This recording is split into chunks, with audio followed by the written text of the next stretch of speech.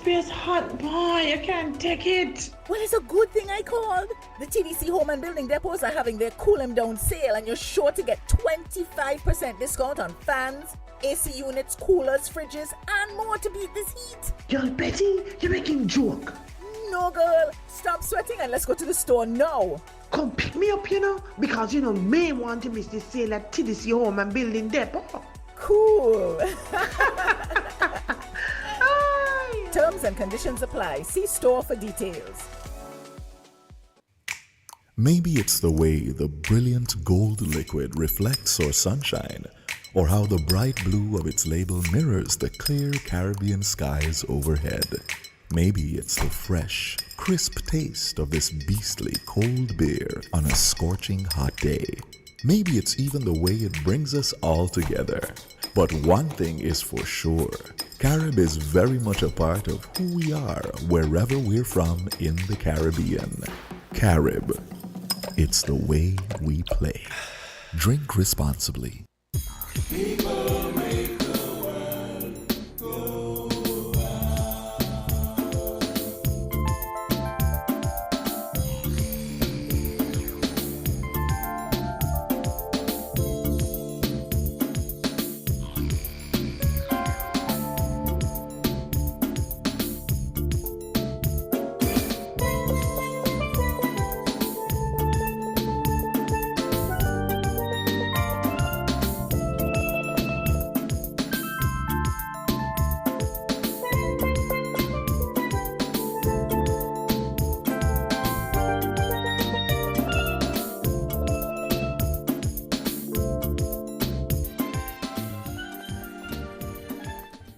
And good morning, St. Kitts and Nevis. Yes, good morning, St. Kitts and Nevis. And welcome to another edition of Inside the News. I'm Jeremy Abel sitting in again this Saturday. Yes, I'm in the hot seat today again, and we'll be looking at the big stories that made the news this week. And apparently it was a very, very, very busy week of news. We heard from the Prime Minister about the Social Security issue and Development Bank and failure to repay loans, and he gave us the actual figure in terms of how much needed to be repaid and all of that. We also heard from Premier Mark Brantley surrounding the NIA's debt, which stands just about $550 million spread across 3 categories, and we also had a release of the crime statistics for 2020 to 2023.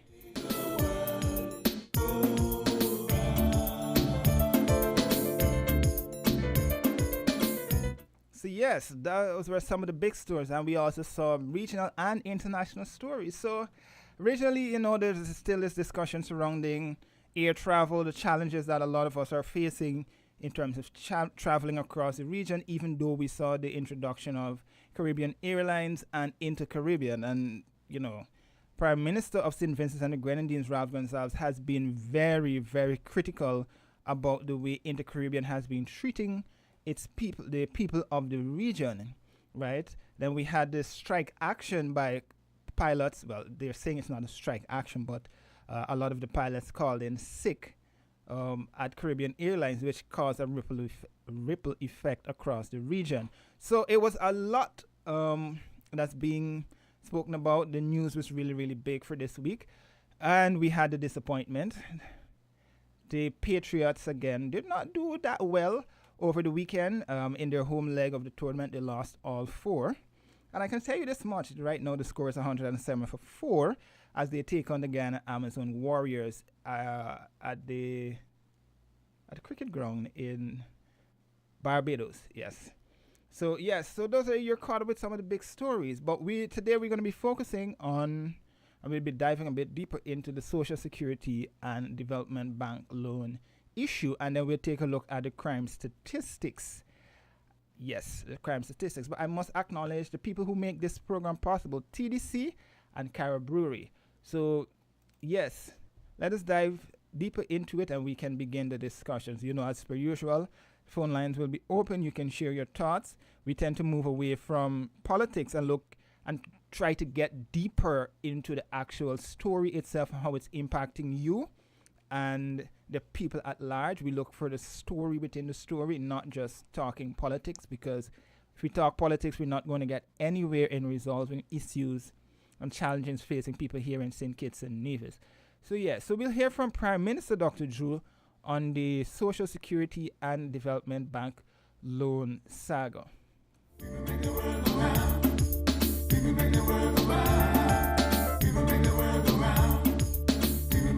Touch a little bit on Social Security, because I started the conversation about how much money Social Security is owed by Development Bank. So I got the official figures to update our people. Now, when we look at the Development Bank consolidated loan, 4% 2019. Loan balance, $120,643,494.97. It's a little bit higher than when I spoke the first time. One, as of 31st July 2023, the amount owed to Social Security by Development Bank, $120,643,494.97. And the interest rate is at 4%, period of loan, 25 years. The start date, 27th March 2019. Date of final payment should be 27th March 2044. That's for mortgages. And it is security, is mortgages, and federal government guarantee.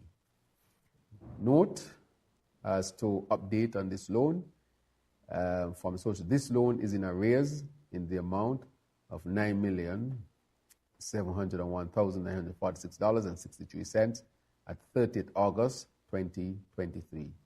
The loan was not properly serviced since April 2020. The monthly payments due on this facility is $673,642.92. Currently, monthly installments, $250,000, are made towards the loan. And let me point out that on the previous administration, the payment was completely stopped in January of 2022. Completely stopped in January of 2022, and was restarted by this administration January 2022, September 2022, when we started to pay back $250,000 per month. So I just wanted to clear the dates on this, that this started 2019 at 4%, and the loan is in arrears of this amount, and therefore we're supposed to pay $673,000 per month. It was completely stopped being paid, and the monthly installments now under this administration is $250,000. This is a very serious matter. It means, based on what was happening, that under the previous administration, that this loan of $120 million was basically abandoned. Where was Social Security supposed to get back its money? If you take $120 million out of Social Security, it means that you're putting the fund in trouble. It means that the fund will be less solvent and less years for solvency, and you'll have to take some strict measures, because $120 million is a significant amount of money. And to have abandoned that loan and make no payments at all in the end is an egregious act against the people's funds at the Social Security. This shows that the bank was severely mismanaged, grotesquely mismanaged by the previous manager of the bank, to the point where it could not service a loan of $120 million plus. The bank, the bank, apart from owing Social Security $120 million, it owes a total of $334,833,769.34. That's over $250 million that the bank owes. The bank is in serious trouble and was left to collapse. That's basically what it's saying there. We had to immediately stabilize the situation, audit the bank, because the bank had not been audited since 2018. Before COVID, the bank had not been audited. And all the banks in St. Kitts and Nevis are financial institutions. They went through the audit during COVID. The only institution to have not been audited is the Development Bank.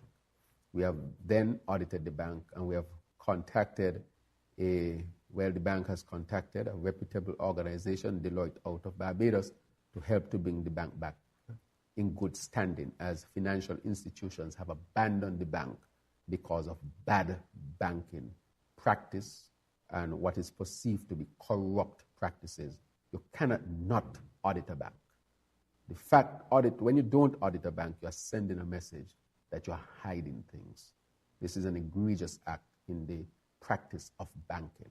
And it shows that the previous manager of the bank grossly mismanaged the bank and under the leadership of the former prime minister. This is egregious. We have determined that Social Security must get back its money. People have put their money there, and the bank has to give back the government its money. The bank also owed the government $89,500,000. It owes the National Bank $25 million. It owes the SIDF $57 million. It owes Petrocarib $11 million, $531,679. So we are simply saying that we have to do all that we have to do to make sure that we cover the monies owed to Social Security. Because when people retire, people must have their pension intact. You have made certain statements over the past few months with regards to this matter, and you've further clarified the situation today. But I was wondering if the loans that you speak of, weren't the loans that were consolidated back in 2015 as a means for the bank to better manage its portfolio of loans going out? And then secondly, with the issue of Social Security, was the loan stopped, or was there any written communication between the Development Bank and Social Security with regards to a moratorium based on the fact that COVID-19 was affecting many businesses who were having challenges paying their payments to the bank? So is it correct to say that the bank simply stopped paying Social Security, or was there a basis upon which there was a cessation in the payment to Social Security? Right. So two things you asked back that we need to clarify. It says here that the consolidation was in 2019, not 2015. 2019, yes. And I think let me just go back to it so that I want you to have that totally clarified.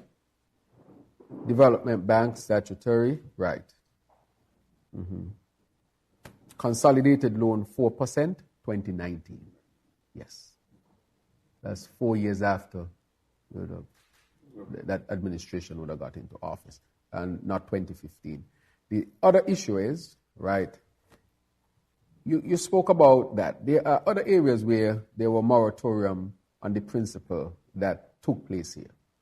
By the time we got there in 2020, this is why the argument that COVID was the issue. By the time we got there in August, remember this is not, you just jump from January to August. You have January, February, March. We recognized very quickly that if you were to put some good banking practices in place, you would not only be able to pay the bank $200,000, but you'll be able to pay the bank $250,000. And so we started to pay that $250,000 almost immediately. We took office in August, and by September, our first payment was not $200,000, but $250,000. So we know that had good banking practices been going on, even with the difficulty, that loan did not have to be abandoned. And we proved that by not paying the amount that was being paid previously when it was being serviced, but actually to increase the amount by $50,000 per month. So that we recognized once we got there. that if you do good banking practices, you could have serviced the loan at some level still. So those two things we recognize very quickly. All right. On the issue of Social Security and Development Bank, the $334 million plus that you mentioned, to whom is this money owed? Right. What are the institutions? Right. You mean in terms of the development bank? Yes. I think I went through them. So, right. I think I mentioned them. A total owed is $334 million, and I went to Social Security, the government, National Bank, SIDF, and Petrocaribbean. This amount is owed to Social Security, and with the timeline of the payback, it should be at 2044. Correct. An actuarial report, the last one, I think, or the one just before the last one, it said that Social Security is due to be depleted by late 2030 or 2040, somewhere 2041. I remember when former Minister Hamilton mentioned that date. How does the math in that equation?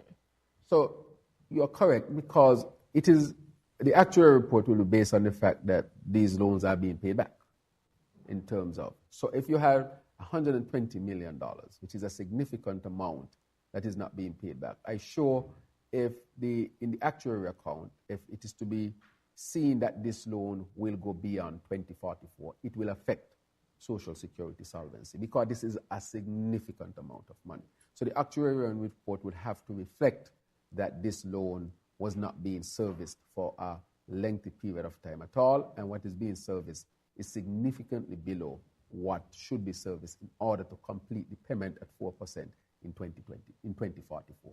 So this will have to be looked at very, very, very closely. So that is why we have taken the decision to implement good banking practices, tighten up the bank so that the bank can be able to service its loan at some level. We are $250,000 now. We are going to step it up to $300,000. We hope to get to $400,000 within next year and a half or so, while we are asking a reputable organization such as Deloitte to help us to structure the bank and position the bank so that the bank can become a reputable organization. Because in all of this, one of the most egregious acts, if I lend a bank money, let's say you're going through some tough times, one of the things that you must do to show that you are a transparent bank, that your bank is following good banking practices, is an audit. There is no excuse not to have an audit. And that is still, because even when we did the audit, and we will make the audit public as well, is that you see so many egregious acts within the audit report that tells you that this wasn't just a matter of COVID 2019, because the audit of COVID-19, the audit was not done since 2018. And those were the years predating COVID-19, which means that bad and poor banking practices were already being done by the development bank. Maybe that is why during COVID the bank was in so much stress, because it went into COVID-19 in a weak position, badly managed, to the point where they refused to do audits of the bank. And so if you are badly damaged and you are stressed, what do you think will happen? But the thing is, with all of this, it is Social Security that is really, really taking a serious hit, with $120 million consolidated in 2019 at 4% and was not being serviced in between January 2022 and August 2022. And the repayment was started in a month, just a few weeks after taking office, which is just tightening up and putting good banking practices back in place as quickly as possible to service the loan at some level.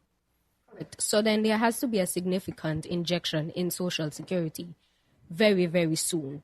And even with the talk of pension payments being raised, with it being in this position, just how are we affording these possible raising of pension payments and servicing the money that is owed? That is a very good question and a good follow-up. We look at the actuarial report that you refer to. The actuarial report is saying to us that to remain solvent, you have to make some adjustments, either in the age or in the payment, the amount that is paid. And that will come, that has been discussed already, in the public sphere, because we had a symposium at Marriott Hotel with respect to that.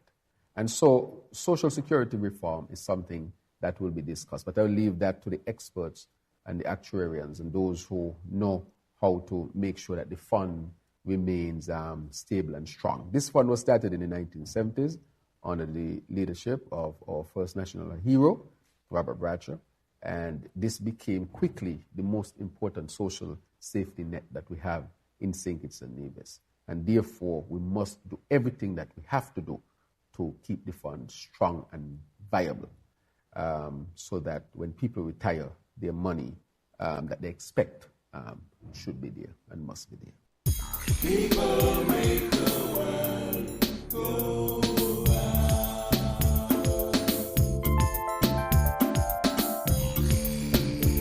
50,000? $50,000? Win big with TDC. Win up to $50,000 cash in the TDC Mega Rewards Mega Raffle. To enter, you must be a Mega Rewards member or sign up to TDC Mega Rewards Loyalty Program. Shop at our TDC retail stores or online at shoptdcgroup.com to receive one entry for every $250 spent. Draws take place from July to November. Win $10,000 every month with your entry rolled over so you can win even more. Yes, this is 50. Terms and conditions apply. Maybe it's the way the brilliant gold liquid reflects our sunshine, or how the bright blue of its label mirrors the clear Caribbean skies overhead.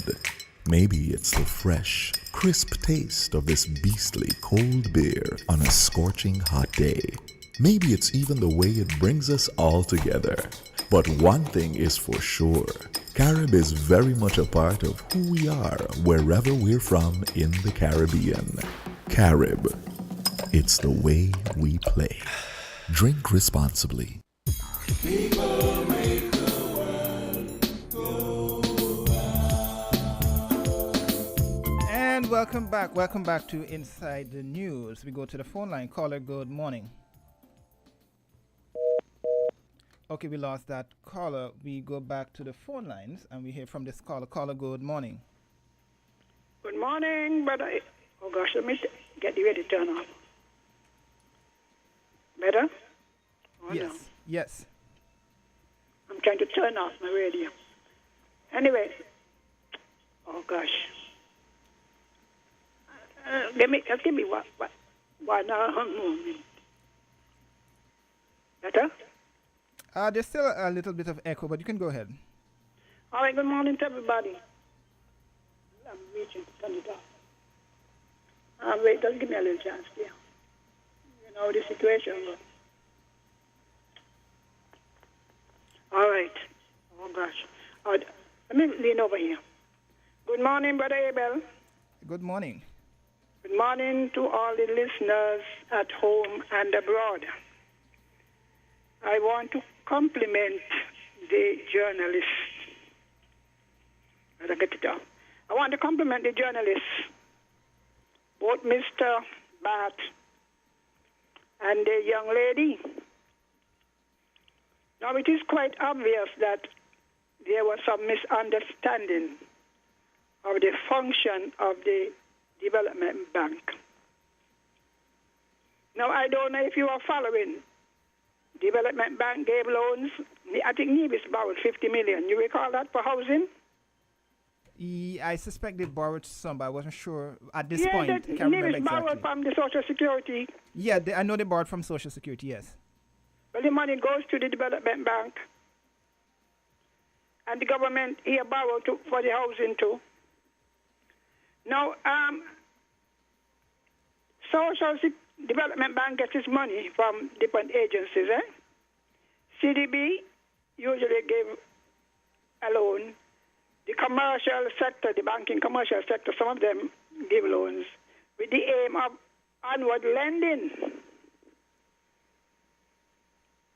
SIDF also put money into so into development bank for on lending. From that, the development bank make loans based on what the government plans are. Now, for some strange reason, we're stepping over the COVID. I keep saying already, by January 2020, we were into COVID. If you were following. I mean, nothing was going on. Then the central bank, the ECCB, asked the commercial banks to give a moratorium, I think, of 6 months, right? Yes.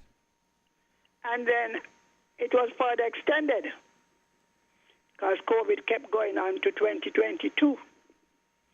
Now, if you're into 2021 and into 22, say 3 years, approximately 3 years of COVID, would you expect the government to make payments to the bank of 600 and something? Would any reasonable person expect that? You see, it is people who give this advice, make other people who know better wonder what are they thinking. But Miss Henry, I want to ask you a question, right? You as you mentioned this, don't you think it would have been more suited or suitable for persons within the sphere or those who are actually dealing with these financial institutions, regulators, whomever it is that we borrowed loans from and all that? It would have been convenient for them to come out and say something. Yes, that is what I said, but politics is a funny thing. Okay, yeah, that's one. And two, we've been hearing a lot about this, and this has been in the public's domain for probably the longest while since the administration changed. Would it be more prudent that they come out now and actually explain the intricacies that went on in terms of what we're hearing now from the Prime Minister, so that the air can be cleared regarding this particular issue? It would, but remember, even take Social Security. They also pass the money to the bank. So it isn't that the bank went out to borrow, If you know how it works. Because the Social Security debt is actually government debt. Do you know that? Huh? Yeah, but the government debt is also our debt. Well, I'm talking about in relation to Social Security and the government. It's part of our national debt. Right? Now I'm talking because to do that kind of work. But what I am saying, he has the forensic audit. Forensic means very detailed, Isn't that so? Why you come up with 21 million and now you come up with other 100 and this million to that? Doesn't it raise a question? I think I get your point, Miss Henry. But I just need to. Well, I'm not the PM spokesperson. The person who you expect to talk, they cannot do so without the government's permission. That is true. That is true. And CDB is not going to get into any local thing because it is known that a lot of the student loans come through. If no activity was going on for 3 years, we expect them to send money to. As I there was no transfer anything, there wasn't any transfer going. Student loans and all the other loans, all of the big houses that they get loans to build. They had a moratorium, and some people lost their jobs. It should have been audited, There's no doubt about that. But to raise questions and if it was better managed. Consolidated in 2019 does not mean 2019 debt, as was explained by the former Prime Minister. If you go and consolidate your house loan, you just get it. You see, if it had started right by releasing the forensic audit to the journalists, they would be able to ask the persons involved the questions. Don't you think so? Because the forensic audit said, this is what we went through and this is what we found. Isn't that so? Yes. Yeah, because you're intelligent enough. Oh, sometime later this year you're going to think, and then you're calling numbers. All they're doing is throwing blame. And that's not going to do it, you know. The Prime Minister, I respect him, you understand? But he has some people, everything is, and he said, well, we didn't even have a little recession. We had a big recession, 3 years, nothing doing. And even now, something doing. And if they were so concerned, why didn't they start to repay the loan at the 600 mark? They said the farmer one paid 200, you're paying 250. We ain't doing nothing at the size of the loan and the size of the debt. And this idea that, oh, you know, it will think Social Security. You remember the issue came up when Social Security was giving, whatever you call it, the $1,000. Yes. And if you check the balance sheet of the Social Security, it wasn't 1 point something billion. You recall that? I'll have to back check. You could check it online. Because that was the thing. Oh, they gave me Social Security money, and then I think it's Hamilton or somebody said, the reserves. Yeah, Social Security must get over $1 billion. I know there were some discussions and talk about the reserves being, I don't want to say plentiful, but being in a firm position. Yeah, oh, you're giving them a Social Security money and they're going to break it. You know, there's a lot of fear mongering, which you know is not true. And when I asked about the $89 million up at where he lives, his excuse was, you know, you got, that was a bad risk. That's a lot of money, you know. 89 million, and how many okay.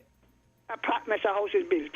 All right. Then you have the one up at Douglas Estate. What is, Ms. Henry? are all of them bad risk? If the main idea when we're having this discussion, it must be analyzed in the context of COVID and the economy. Otherwise, we're wasting time.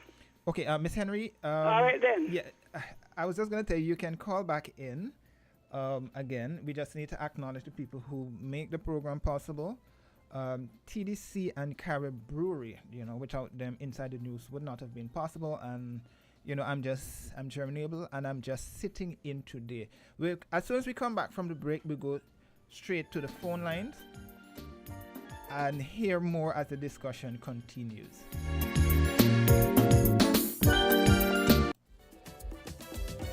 It's TDC for me, TDC for we.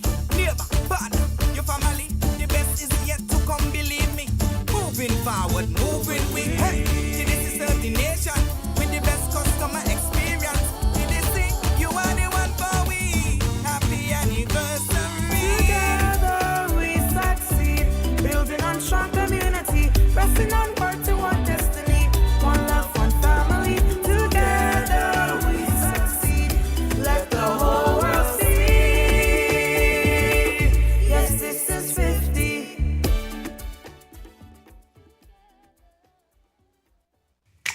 Maybe it's the way the brilliant gold liquid reflects our sunshine, or how the bright blue of its label mirrors the clear Caribbean skies overhead.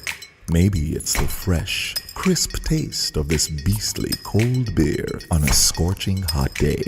Maybe it's even the way it brings us all together.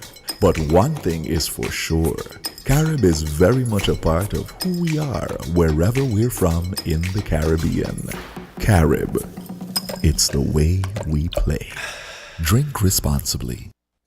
People make the world go round. And we're back, and we go straight to the phone line. Caller, good morning. Greetings, my brother. Greetings. What's the topic on the table? Well, we heard from the Prime Minister on the Social Security debt, Social Security Development Bank debt, and we're also talking about the crime statistics that that were released to the media earlier this week. So, but if you have any pressing topic that you want to talk about, no, we don't keep on that. We don't keep on. We don't keep on the issues there. We just hear the family say something. To be fair to the present administration, if the former administration couldn't manage the 600,000 payback, right, for whatever reason, why should she call on the present administration to honor that? I mean, they are trying. They give 250,000, that's trying, you know. And they said they want to take it up to the 300 mark.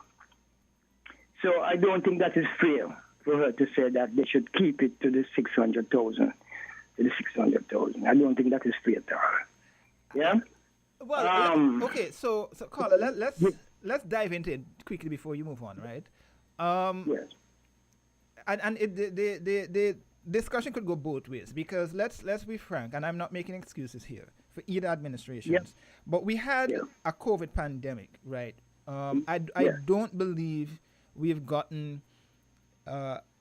actually gotten a true picture of how COVID actually impacted the government's spending and the strategy behind how the government spent and was able to pay off its debts. I don't think we've been able to actually get that picture, because we know they had to prop up the economy, they had to do a lot of stuff off the bat to protect people here in St. Kitts and Nevis. Pay off which debt? You mean that Fed loan? Well, that loan on and other government debts. Okay. Continue. Right. So I was just making that point because, you know, we might be able to criticize the opposition, which is fine for most people, you know, that they weren't able to pay this debt, 600,000 on a monthly basis. Well, the bank wasn't able to pay that and all these things. But I think also on the flip side to that is that this administration is now coming in to find highlight some of the issues that were not taken care of. So and this is why I asked a question to Ms. Henry earlier, the last caller, whether or not it would be prudent for someone from the former administration or someone who can give context in terms of the strategy and thinking of why certain decisions were made as against other decisions. We heard that, and that is correct. You know, the communicative apparatus concerning that they need to up. Yeah? And you're so right. But then, until that happens, if it do happen, let us bear in mind that the spendings during the COVID era was plenty. I mean, some of it is there on paper, yeah, if not all. And they should have their paperwork in order, yeah, as the administration. But we are agreeing that certain circumstances in terms of how the money was running could not allow the former administration to keep it to the 600,000 mark. And their payments might not have been coming as it ought to, but they had other things to deal with. I remember it was the Corona era. But fast forward, I'm repeating that my family are saying that the present administration should keep it to the 6,000 as promised. But then if the former administration wasn't able to do that, right, because of how the economy was running and how money was spending, it is not fair to call on the present administration to take it up to the 600,000. All we have to do is bear in mind that the loan have to be repaid and pay it and try to pay it in whatever we can. Yeah, it reached to 200 or 250,000. That's good. And the honorable PM said they're striving to take it up to 300,000, which is much better. And we just give thanks that it's being repaired. Yeah. So I'm agreeing with you. Yeah. I'm agreeing with you that someone from the former administration should, break the ice and if need be, make a sound. But, we have a present administration. Now, I don't like the idea of going back. I mean, unless it is important to take us forward, I don't like the idea. We have to just keep stepping. Keep stepping. We have a new administration, and prudent. The present honorable Prime Minister, he's Minister of Finance, yeah. And with his advisors, once they're advising him properly, we should be able to paddle the canoe forwardly, yeah. Yeah. Yeah. Give thanks to the time. Blessed Lord. Concerning the crime, are we still online? Yes, you're still on. Concerning the crime, we need to find ways and means of taking more guns off the road. Yeah, guns is a dangerous weapon, especially when in certain hands. Yeah, the street is full of guns. Yeah, but Carla, yes, but I didn't get to actually give the context, right? But go ahead, because what we found, based on the statistics that the police released earlier this week, was that crime was trending down, at least for the first 2 quarters of 2023. However, over the last 3 years, 2020, 2021, and 2022, the major issues, even though and major crimes itself are trending downwards, the major issue that we found is larceny. The topic of larceny was actually the major issue. Larceny? Yes. Okay. But I will dive a bit deeper into the statistics a bit later, but you can make your point. Yeah, larceny. Okay, let me just leave that alone. We need to take take more guns off the road and the polite violence. We need to find a way of curbing polite violence, if not eliminate it altogether. Because whenever bloody violence raises its head, it usually starts with polite violence, and polite violence, white collar crime, whatever you want to call it. It is not in our midst, and we need to find a way of getting rid of it, And then we want to remind us and them and those that when it comes to crime, we are the evidence. We are the evidence.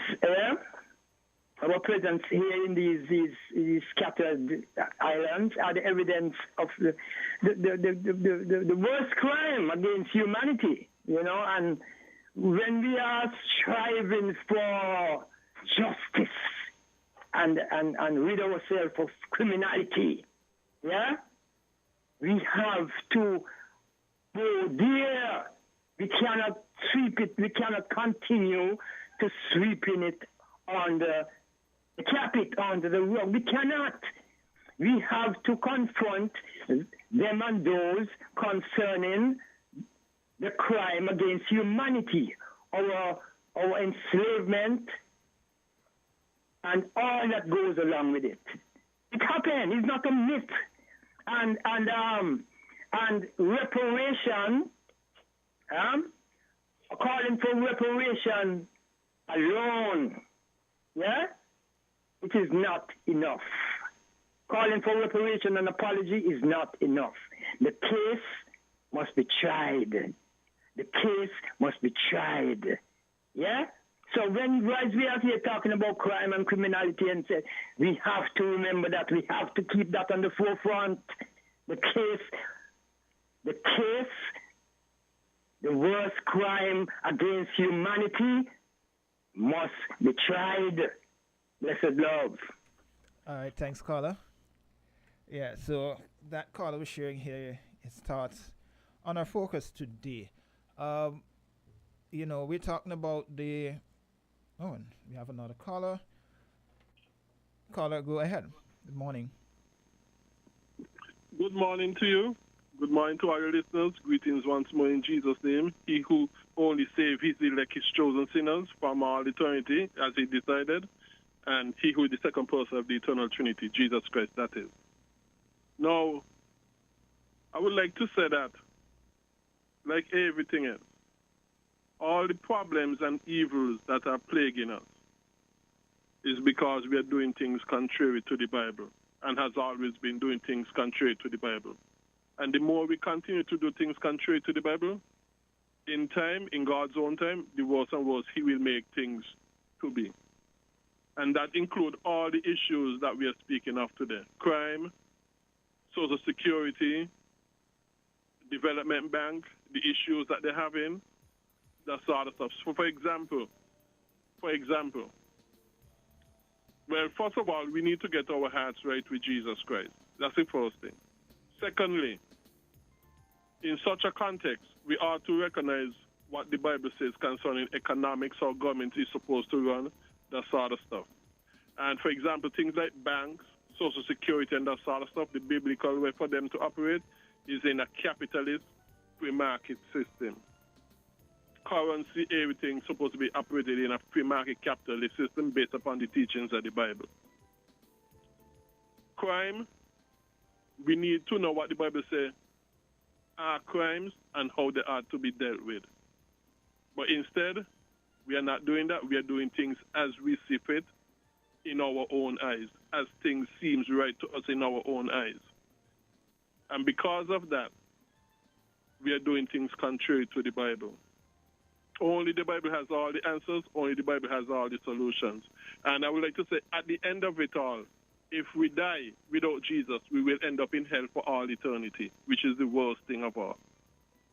So I just wanted to share this message over and over again, that the only how we could solve and deal with our problems is if we turn to the Bible and learn what the Bible says and apply what the Bible says. But first, we must do that with a regenerate, saved heart by the Holy Spirit of Jesus Christ, in the name of Jesus Christ. That's the first starting. Until then, we will not get anything correct, because we will not respect the Bible as we ought to respect it, and we will not obey it as we ought to obey it without Jesus Christ as our Savior and Redeemer, and as a saved child of Jesus Christ. So this is the way we need to go. We are only dealing with the symptom. At best, we are only dealing with the symptom.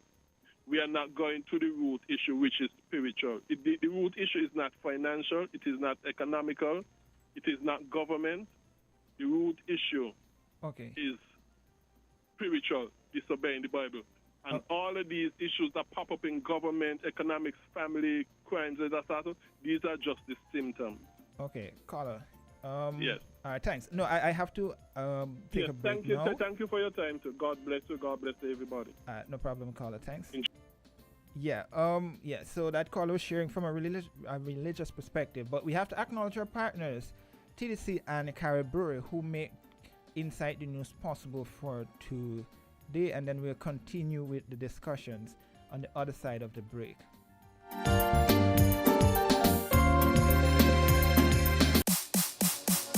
If you need protection, you need one who you can trust. To secure your investment, you need one who'll do you just. TDC Insurance, you're the one that you can trust. TDC Insurance, you're always safe with us. TDC Insurance is your go-to insurance company for all your insurance needs.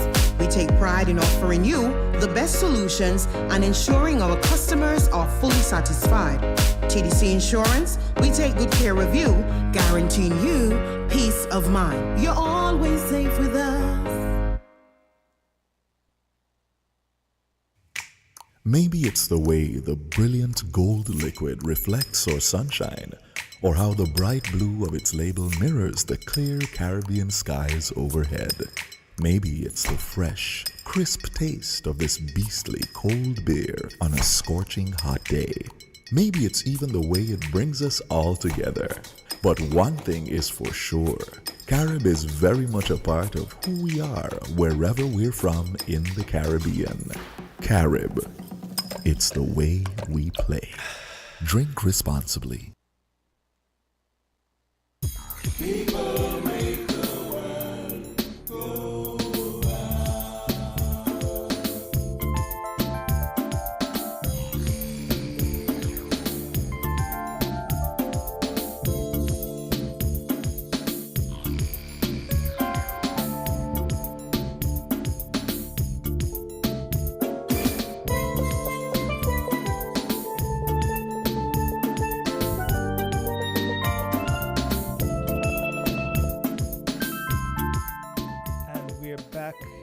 inside the news as we wind down the time for the first hour.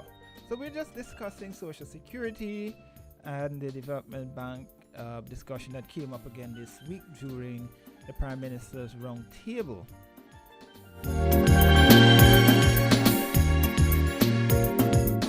Then we received statistics from the police force that gave us an insight in terms of crime and criminal activities occurring in St. Kitts and Nevis. And just before we go, I just want to play this report that was done by Mr. Brown from in the newsroom upstairs and give you a context in terms of what exactly did the police crime statistics say about crime and violence in St. Kitts and Nevis, and then we'll continue. The Royal St. Christopher and Nevis Police Force has shared crime statistics for major crimes in the Federation for 2020, 2021, 2022, and up to June 2023. The police force classifies major crimes in the following categories: murder or manslaughter, shooting with intent, wounding, attempted murder, bodily harm crimes including wounding, grievous bodily harm, actual bodily harm, sex crimes including rape and indecent assault, break-ins, larcenies, robberies, firearms and ammunition, possession or smuggling, drugs, possession, trafficking, importation or cultivation, malicious damage, and other. When comparing the stats for the first 2 quarters, January through June, over the 4 years, 2020's total major crimes stood at 474. The same period in 2021 saw a 52.74 increase to 724 major crimes. There was a less than 1% increase in 2022, and in 2023, a 9.3% decrease in major crimes. Crimes of note: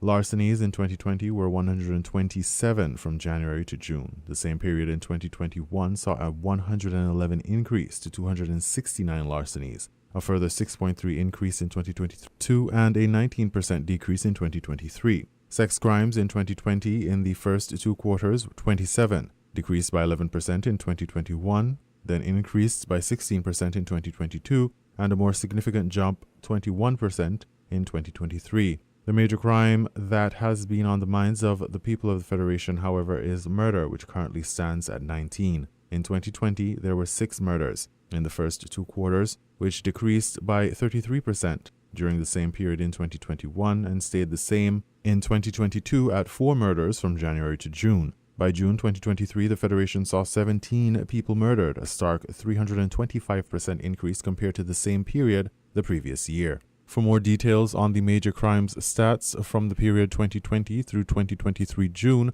visit WINNmediaskn.com. People make the world go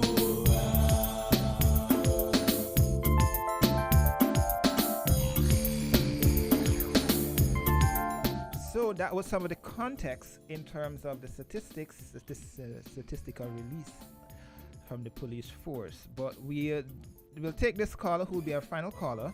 Caller, good morning. Your final caller. Yes, I'm back again. Mm-hmm. Now, Marvin asked a question about the reformation of the Social Security. And she referred to the report. Now, if we're really serious about reforming the Social Security, it does not need a lot of go on. It has been done already. In 2011, I don't know if you're aware of it, the Pension Act was passed. You know that, right?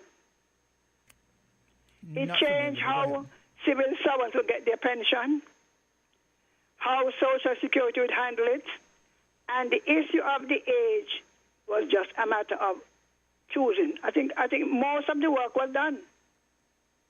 So if we're really serious about saving Social Security, he would get the matter done. Why go through all of that? He is a prime minister and he knows Barbados changed theirs from 60 or 65 to 68. Other countries have changed theirs. So why is he trying to, if he has to make a decision, he has to make a decision. Because from 2012 to now is so much. 20-something years. 2012? Yeah, 20 years it was to go in effect. Just about 11, 12. Eh? About 11, 12. You understand? So why this? Now, if you're really serious about rescuing or saving, people expect it. The discussion has been held publicly, isn't that so? Even the Social Security people just come and say it going up. So why you want to owe the people leadership make decision, and policies? If we say it's 2041, how much more years you have? 18 more years? Yes. The quicker he do it, because number one, people getting less children. He has two things to do. Either increase the inward migration with people of childbearing age, which is usually 24. But Ms. Henry, even if you do inward migration, I think the bottom line would need to be the fact that you would still need some level of investment to support economic activity where you can have job creation. And again, it would go back to the point that I was making either last week or the week before, where people could also be, entrepreneurs, self-employed, hiring folks in order to get the job market back to where it should be. I know, but remember, even with the job market, because actually it was proposed that people pay 3%. Those, like the government pension, they pay 3%, and the government pay, because presently it is what we call non-contributory pension. And he should say how many government departments or Social Security, because I doubt some of them paid.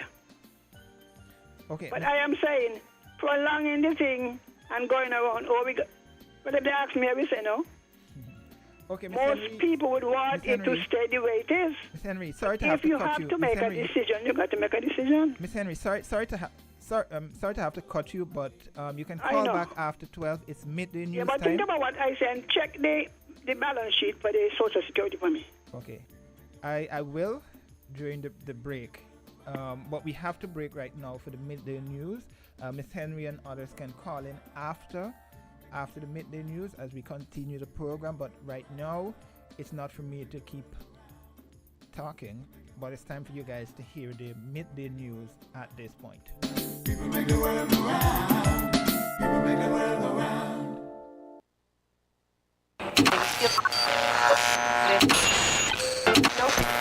You found the sound. 98.9. Win FM. We now bring you the headline news. The headline news is brought to you by Caribbean Alliance, KDP Enterprises, The Grange, and Carib Brewery.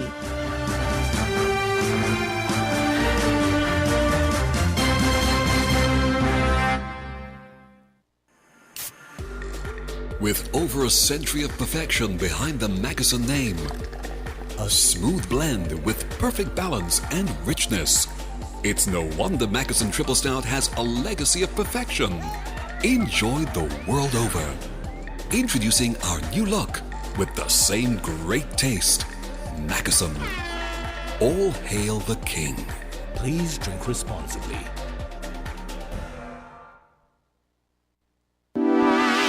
Shipping your cargo shouldn't be a hassle. It can be as easy as a single call to Amerijet International, your worldwide cargo transportation solution. We provide all the services you need to ship your goods anywhere in the world, whether your shipment is fresh, frozen, large or small, alive or hazardous. You can count on Amerijet to deliver it safe and sound. Amerijet International, by land, sea or air, we get it there. For more information, visit us online at www.amerijet.com or call us at KDP Enterprises at 466-9595. When it comes to the important things in life, your health, your education, your choice of a life partner, and of course your insurance provider, only the best will do. Caribbean Alliance Insurance is the only insurance company in the Eastern Caribbean with an A excellent rating. We have a robust 3-tier reinsurance strategy that protects our policyholders from multiple catastrophes, even if they occur in quick succession. We spread our risks over 18 territories, ensuring minimal impact to individual territories when a disaster strikes. We provide an excellent claims experience. Claim settlement is usually between 24 to 48 hours. Our A excellent rating means that you are more secure with us. Contact us for motor, property, marine, public liability, employer's liability, and other policies. Dalil Walwyn, people you can trust. Local agent for Caribbean Alliance Insurance. Tomorrow secured. Did you know that the Grange Healthcare Facility is the first purpose-built, non-governmental healthcare organization on St. Kitts? It's situated at Otley's, 7 miles east of Basseterre in beautifully landscaped surroundings. The Grange has a team of highly trained professionals and provides care that's rated as being comparable with UK and North American standards. The Grange offers varied accommodations to suit your individual needs, and our all-inclusive packages make the cost of care per hour the most competitive on the island. Services include convalescent care for all ages, daycare facilities for older adults, rehabilitation services, and training and continuing education for healthcare providers. For more information, call 466-5525 or 465-8020. Fax 466-8221 or email thegrangehealth@gmail.com or visit our website at www.grangehealthcarefacility.com. With the WINNFM Midday News, I am Kevon Brown. Our top stories. Don Dyer shares feedback from Singapore's Climate Change Adaptation and Mitigation Strategies course. ECCB staff gives insight on working with the 40-year-old institution. Jamaica's Prime Minister refutes claims of early elections. U.S. concerned over China's growing presence in Caribbean internationally. Former Harrods boss Mohammed Al-Fayed dies aged 94. Meanwhile, civil society groups in the Democratic Republic of Congo are urging the government to lift the so-called state of siege in the east of the country. Now the details.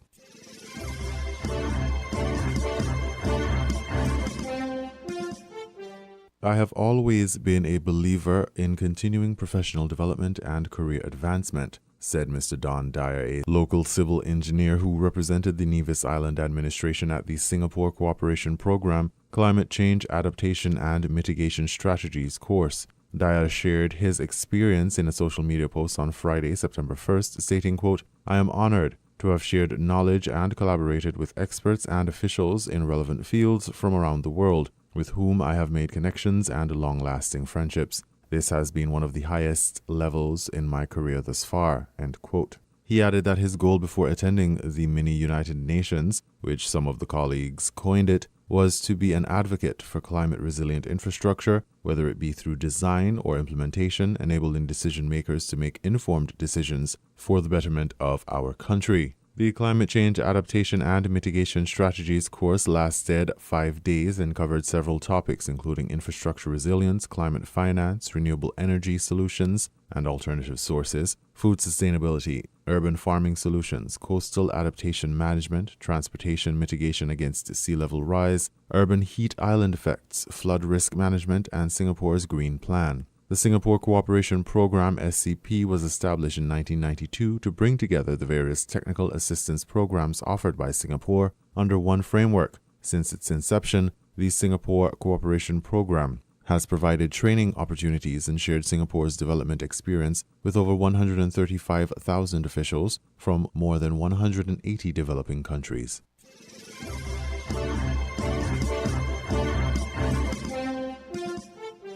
As part of its 40th anniversary of serving as the monetary authority for 8 Eastern Caribbean countries, the Eastern Caribbean Central Bank conducted interviews with its staff, providing insight into their experiences working at the bank. The staff shed light on the institution's dedication, the opportunities within the bank, the impact of the work the bank does, and its mission to service the region. You know, they say that first impressions are lasting. Well, I must say that my favorite ECCB memory is my orientation. When I came to the Eastern Caribbean Central Bank, it was 6 of us, and the orientation was superb.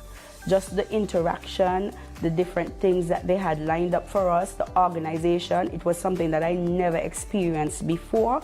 There's the fact that in addition to helping the people of the region and the staff, there's a lot of social programs that are put on by the bank that helps the staff as well in terms of that whole social aspect of, development. A few years back, we were having some celebrations for sports activities, and during that time, it's usually very competitive among the houses.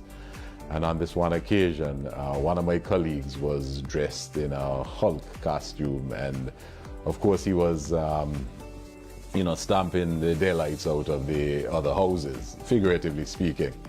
And I remember one of the management personnel saying, I don't understand why he put on a Hulk suit. And what was ironic is because if you know this guy, he is buff. So I can really understand what she meant when she said that she couldn't understand why he put on the suit. All he had to do was paint himself green. If I have to really pinpoint one of my favorite memories at the ECCB, it would have to be my journey to Jamaica to represent the Inter-Central Bank Games. This is one of my fondest memories because I was able to form strategic alliances and develop friendships that I have today. I even had the opportunity to sing Calypso at one of our events, when I did it twice. So that was something I'd never done before in my country. So just being part of the bank, I got that opportunity. So I'd go back to 2019.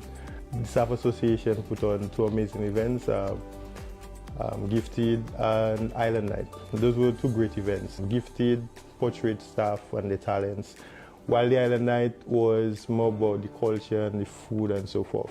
But if I have to say why that actually resonated with me, it would be because I was able to spend it with my family.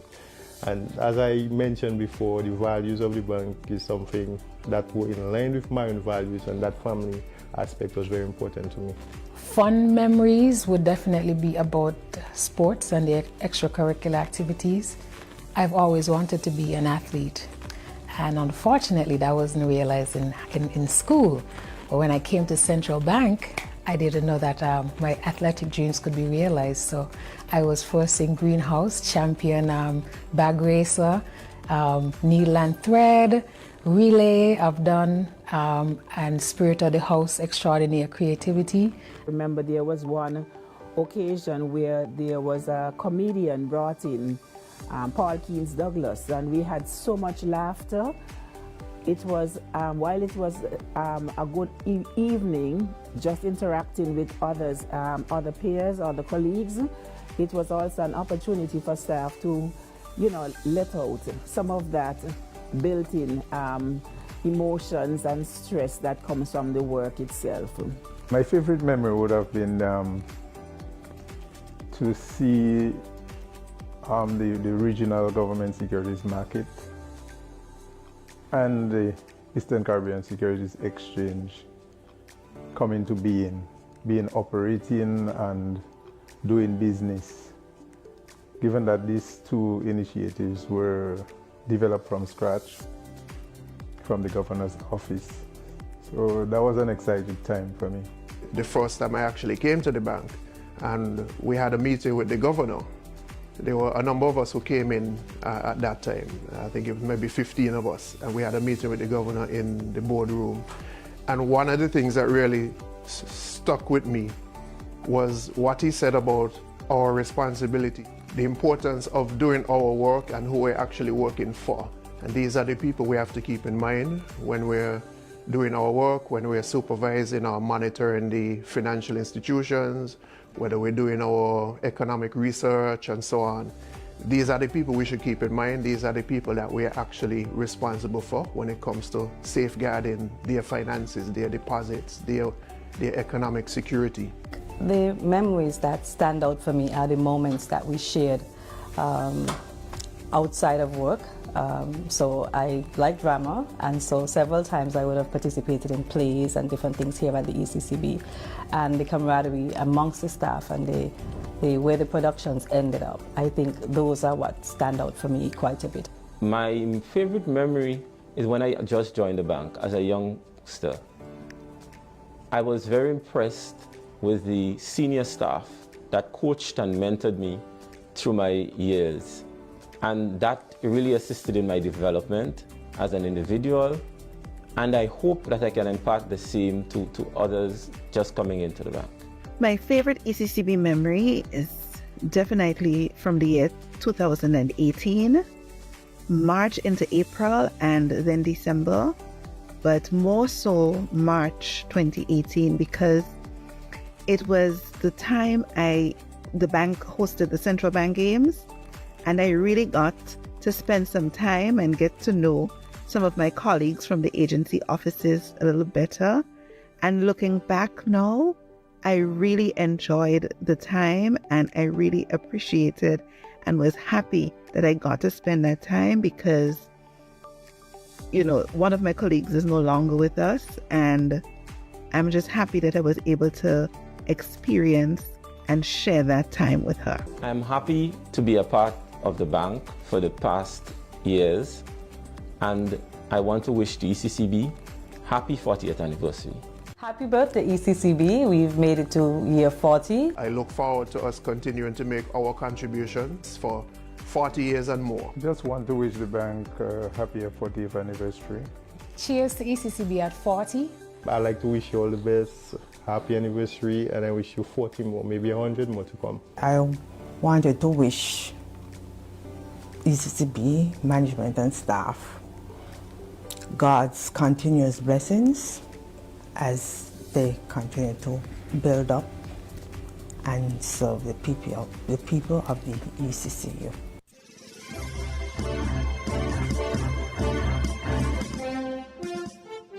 In regional news, Jamaica's Prime Minister refutes claims of early elections. U.S. concerned over China's growing presence in Caribbean and more. From Carib Update. Jamaica's Prime Minister Andrew Holness has sought to put an end to rumors that an early election is looming. The general election is constitutionally due in 2025, while local government elections are due February next year. Speaking at a town hall meeting on Thursday, Holness said he is aware of the speculation that an election could be called soon. But according to him, his mind is not on election. We are a democracy. When elections are due, they are due. But we must not postpone and defer and interrupt our progress for elections. Elections must be a routine. They must be very short, orderly, and seamless, and then you get back to business. He said his focus is on managing the people's affairs. Holness used the opportunity to blast those who, he said, want to use elections to disrupt progress. And the truth is that when they get power, they don't know what to do with it.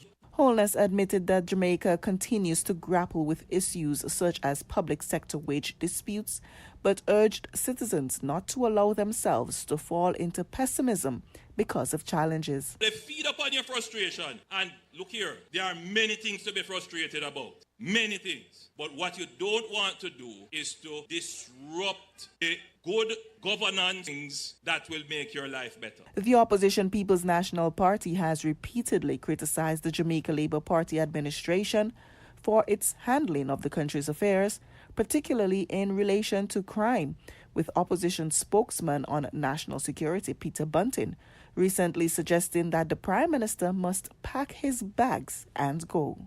7 months after a massive fraud was detected at Stocks and Securities Limited, investigators have uncovered that the number of affected accounts is almost double than what was initially reported, increasing the size of the fraud by millions of US dollars.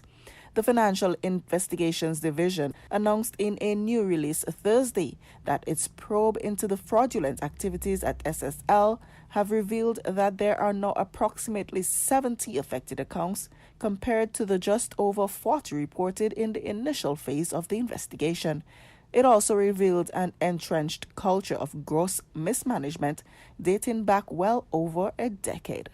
Outgoing United States Ambassador to Guyana, Sarah Ann Lynch, says the Biden administration is concerned about what she describes as China's expanding financial footprint in Guyana and the wider Caribbean. Lynch told reporters at a news briefing as her tour of duty winds down that the U.S. has tripled bilateral trade over the last few years, an indication that the U.S. is in it for the long haul. According to Lynch, China's financial presence in Guyana and the rest of the Caribbean is expanding, but the U.S. Embassy is aggressively pushing guarantees of value for money for American companies. She said in addition to the United States, other countries have been exploring investment opportunities in agriculture, information technology, tourism, and manufacturing. But she advised Guyanese companies to take advantage of business opportunities with American companies because of inherent benefits. During last month's visit to China, President Irfan Ali committed to concluding the Joint Action Plan on Promotion of the Belt and Road Initiative with Beijing. The United Nations said Thursday that 1,860 people were reported killed, injured, or kidnapped in Haiti from April to July, a 14% increase compared with the first 3 months of the year. The surge in gang violence remains centered in the capital of Port-au-Prince and surrounding areas, with nearly 300 people alone killed or injured by snipers in the slum of Cité Soleil, according to a human rights report released by the UN Integrated Office in Haiti, known as a BENU. The report was released a day after the U.S. Embassy in Haiti urged U.S. citizens to leave the Caribbean country as soon as possible, given the ongoing insecurity and infrastructure challenges. Among those killed from April to June were 13 police officers and more than 460 gang members, the majority of those by lynching, followed by police shootings, the UN said. The International Monetary Fund has approved a staff-monitored program, SMP, with Haiti, which runs through March 31, 2024. The new 9-month SMP was designed by IMF staff and the Haitian authorities amid Haiti's fragility and capacity constraints while supporting the authorities' economic policy objectives. The SMP may be extended by 3 additional months at the request of the authorities through June 2024. The SMPs are arrangements between country authorities and the IMF to monitor the implementation of the authorities' economic program and to establish a track record of policy implementation. SMPs are not accompanied by IMF financial assistance. Haiti is currently facing a challenging macroeconomic outlook amid a dire humanitarian crisis.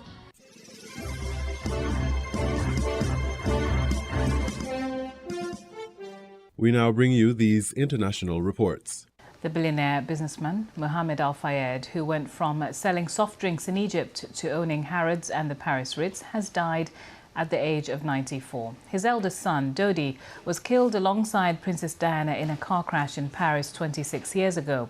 An inquiry into Mr. Al Fayed's business dealings led successive governments to refuse him British citizenship. Mohammed Al Fayed, once the proud owner of Harrods, the world's most famous department store, who yearned to be part of the British establishment. Born in Egypt, he married the sister of billionaire arms dealer Adnan Khashoggi and built a business empire. He bought the Ritz Hotel in Paris and defeated the Lonrho Group in the battle to buy Harrods. Lonrho's chief executive, Tiny Rowland, demanded an inquiry, which found Mohammed Al Fayed had exaggerated his wealth and background. Successive governments refused him British citizenship. You think this is fair from the Home Secretary to behave the way with someone like me, who have given employment to thousands of people, having 4 British kids? Just it shows what type of people, infiltrate in the political life and give us such a deal. Revenge was swift. 2 Conservative ministers, Neil Hamilton and Tim Smith, left the government, accused of taking cash to ask questions in the Commons. Another, Jonathan Aitken, resigned after Mohammed Al Fayed revealed that he'd stayed free of charge at the Ritz in Paris at the same time as Saudi arms dealers. He went on to buy Fulham Football Club and courted the royal family. When his son Dodi began a relationship with Diana, Princess of Wales, it seemed Mohammed Al Fayed had finally won a place at the highest levels of British society. But when Dodi and Diana were killed in Paris, he insisted they'd been murdered by MI6. The claims were investigated by the police and a coroner and found to be without substance. Outside the court, he clung to conspiracy theories. But the evidence doesn't back you up, does it, Mr. Alford? The evidence? What evidence? The From evidence where? is that I'm you were not not talking to pregnant. you because you're a bloody idiot. You're part of the establishment, and you're a journalist. You work for MI6, you idiot. Combative and increasingly embittered, Mohammed Al-Fayed spent so many of his later years determined to destroy an establishment he'd once been so keen to join. The businessman Mohammed Al-Fayed, who has died at the age of 94.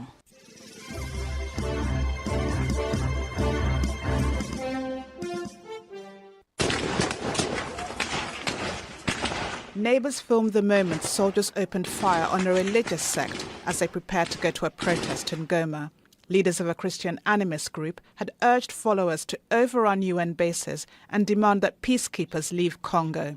There's anger over the Congolese military's brutal crackdown on unarmed civilians. For us, we need justice because Congolese army is there to protect Congo and to protect Congolese. The national army is not there to kill civilians and to kill Congolese. They are strong. Their strength have to be demonstrated against rebellions like M23 who are in Congo right now. Government troops have been dispersing civilians at anti-UN protests for months, including the banned demonstration on Wednesday. Many Congolese blame the UN peacekeeping mission, MONUSCO, for failing to stop the violence after more than 2 decades operating in the region. Its mandate ends in December, but it hasn't specified an exit date.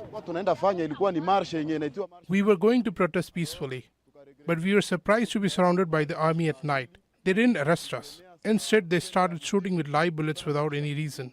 The government enforced a so-called state of siege or martial law in North Kivu and Ituri provinces in the East Democratic Republic of Congo since 2021. It aims to crush multiple rebel groups vying for control over resource-rich areas. The fighting has resulted in killings and displacements of thousands of people in the region. Now the government's facing criticism for using excessive force against its own people. Barbara Angopa, Al Jazeera.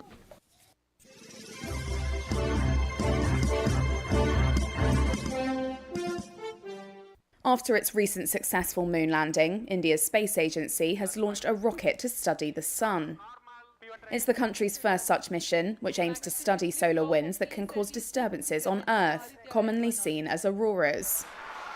Scientists clapped during the Indian Space Research Organisation's live broadcast as a rocket left a trail of smoke and fire in its wake on Saturday. India's space agency later said on the social media platform X, formerly known as Twitter, that the satellite was now in orbit.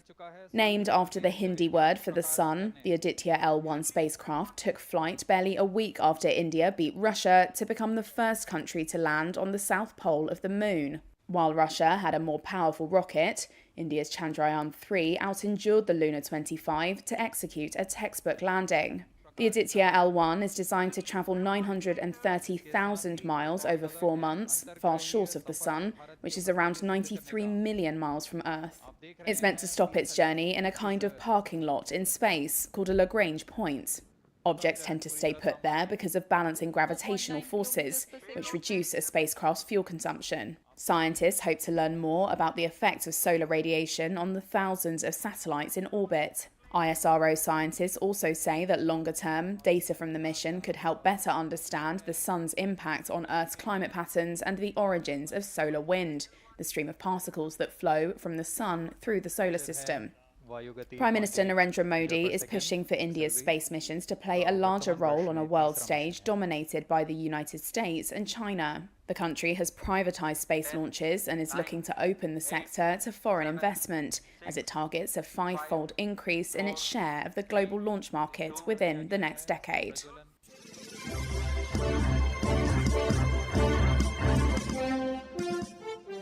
Our first samples of the moon, brought with the Apollo missions in the 60s and early 70s, helped us learn a lot about the celestial body. More than 50 years later, though, there's still a lot that we don't know. or things that we thought we knew that aren't quite so clear-cut. The Apollo samples led scientists to believe that the moon's surface was dry. But a 2009 Indian mission detected hydrated minerals on the moon's surface. A closer look at the data showed ice in many of the moon's shadowed areas. Almost a decade after the initial detection, even more water was discovered in the sunlit regions of one of the moon's craters. So there's water on the moon, but we don't know how much there is. We're trying to do these measurements of ice at the pole of the moon, and they're all kind of conflicting right now. Some of them say we should have a lot, some of them say we don't have very much at all. Did the moon have this water to begin with? Because if it did, that could conflict with our leading theory about how the moon came to be. The story goes a Mars-sized object collided with the Earth, and the debris from that collision formed the moon. When you have the moon forming in this big collision, that should bake out all the water. And so how do you get some remnant water to be retained in the lunar mantle? The amount of water on the moon also affects the formation of rocks there, which brings us to our third lunar mystery. A team of researchers led by Dr. Sigler found large amounts of granite on the surface of the moon, a rock that on Earth is formed under specific conditions. Granite basically takes a lot more heat. It's something that happens on Earth driven by plate tectonics a lot, but on the moon where you don't have plate tectonics, you can still create these evolved rocks somehow. But the newly found granite rocks require more water than we thought was there, or alternatively, more heat. Unraveling such mysteries could help us better understand not just the moon, but other celestial bodies too. Places like the moon preserve these early stages of how the geology of a planet developed in a way that we've totally lost on Earth.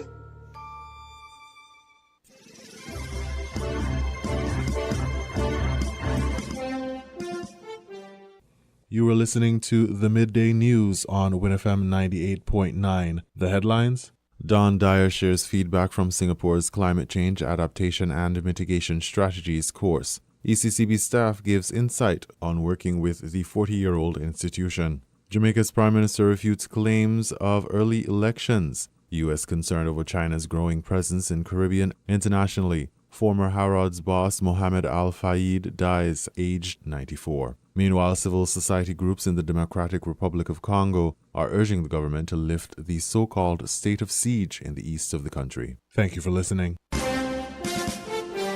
That was the WINNFM Headline News. The Headline News was brought to you by Caribbean Alliance, KDP Enterprises, The Grange, and Caribou.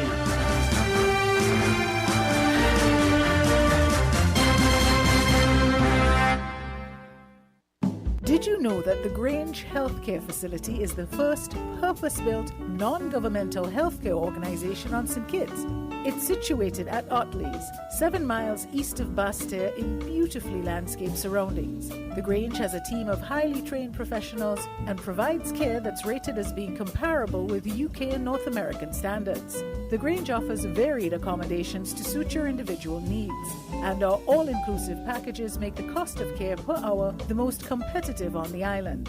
Services include convalescent care for all ages, daycare facilities for older adults, rehabilitation services, and training and continuing education for healthcare providers. For more information, call 466-5525 or 465-8020. Fax 466-8221 or email thegrangehealth@gmail.com or visit our website at www.grangehealthcarefacility.com. When it comes to the important things in life, your health, your education, your choice of a life partner, and of course your insurance provider, only the best will do. Caribbean Alliance Insurance is the only insurance company in the Eastern Caribbean with an A excellent rating. We have a robust 3-tier reinsurance strategy that protects our policyholders from multiple catastrophes, even if they occur in quick succession. We spread our risks over 18 territories, ensuring minimal impact to individual territories when a disaster strikes. We provide an excellent claims experience. Claim settlement is usually between 24 to 48 hours. Our A Excellent rating means that you are more secure with us. Contact us for motor, property, marine, public liability, employer's liability, and other policies. Dalil Walwyn, people you can trust. Local agent for Caribbean Alliance Insurance. Tomorrow secured. Shipping your cargo shouldn't be a hassle. It can be as easy as a single call to Amerijet International, your worldwide cargo transportation solution. We provide all the services you need to ship your goods anywhere in the world, whether your shipment is fresh, frozen, large or small, alive or hazardous. You can count on Amerijet to deliver it safe and sound. Amerijet International, by land, sea or air, we get it there. For more information, visit us online at www.amerijet.com or call us at KDP Enterprises at 466-9595. Maybe it's the way the brilliant gold liquid reflects our sunshine, or how the bright blue of its label mirrors the clear Caribbean skies overhead. Maybe it's the fresh, crisp taste of this beastly cold beer on a scorching hot day. Maybe it's even the way it brings us all together. But one thing is for sure, Carib is very much a part of who we are wherever we're from in the Caribbean. Carib. It's the way we play. Drink responsibly. Found the sound 98.9 FM. People make the world go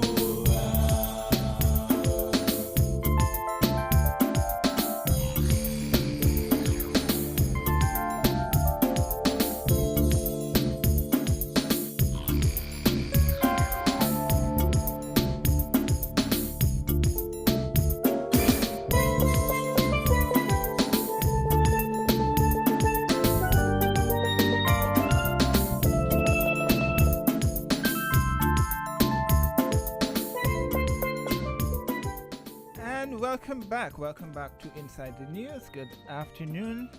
I'm German Abel, sitting in today here on Inside the News.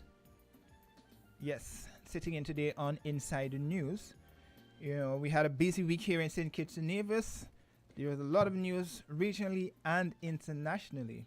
As I said earlier in the first half of the program, you know, we had the Prime Minister during his round table, and he spoke about the Social Security and Development Bank and other statutory agencies that owe Social Security for their loans and are not meeting the minimum payment requirements. So, you know, he spoke about that. We had a bit of statistics from the police force surrounding crime and criminal activities over the last year. Well, from 2020 to the first 2 quarters of 2023. You know, and generally the crime overall, major crimes are trending downwards. Then also we heard from Premier Mark Brantley at his press conference about the NIA's debt level. Well, we also heard last evening, I suspect, from Deputy Prime Minister and Minister of Education Jeffrey Handley surrounding, maintenance and rehabilitative work that needed to be done for schools.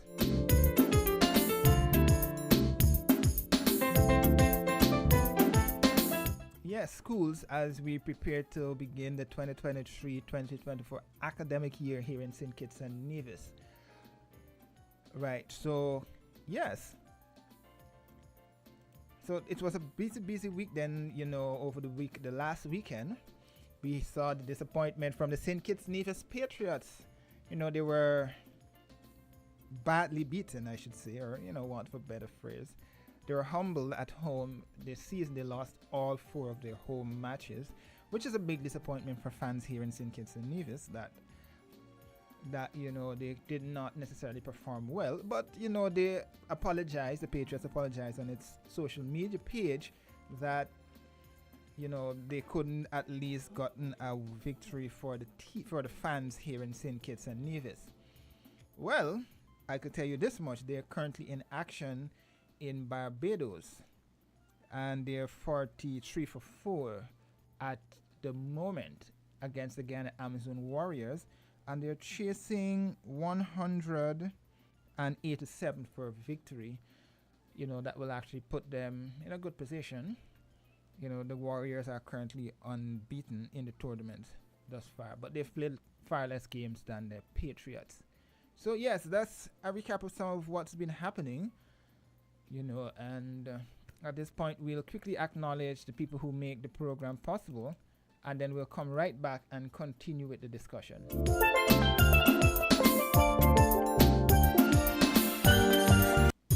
People make the world go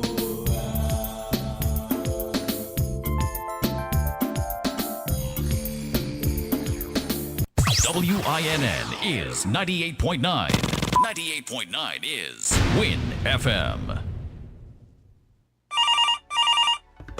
Yes?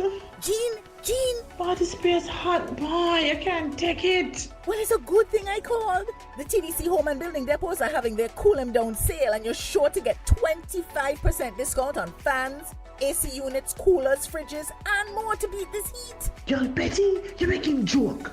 No, girl. Stop sweating and let's go to the store now. Come pick me up, because may want to miss the sale at TDC Home and Building Depot. Cool. Terms and conditions apply. See store for details. Maybe it's the way the brilliant gold liquid reflects our sunshine, or how the bright blue of its label mirrors the clear Caribbean skies overhead. Maybe it's the fresh, crisp taste of this beastly cold beer on a scorching hot day. Maybe it's even the way it brings us all together. But one thing is for sure, Carib is very much a part of who we are wherever we're from in the Caribbean. Carib, it's the way we play. Drink responsibly. People make the world go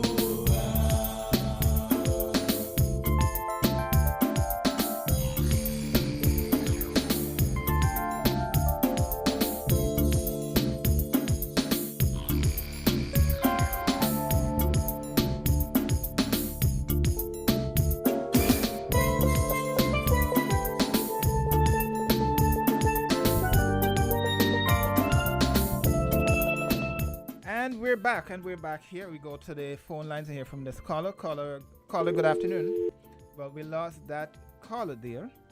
Yes, so as promised, we'll hear from Education Minister Jeffrey Hanley on some of the work that would have been done ahead of the reopening of schools here in St. Kitts and Nevis. Okay, let's take this caller quickly before we go to hear from the minister. Caller, good afternoon. Greetings for all my brother. Greetings. Okay, we want to whether it is government or private, who assists, in the school opening, it's all good, and them help days always welcoming, and needed. Wherever the needed, we know the needed.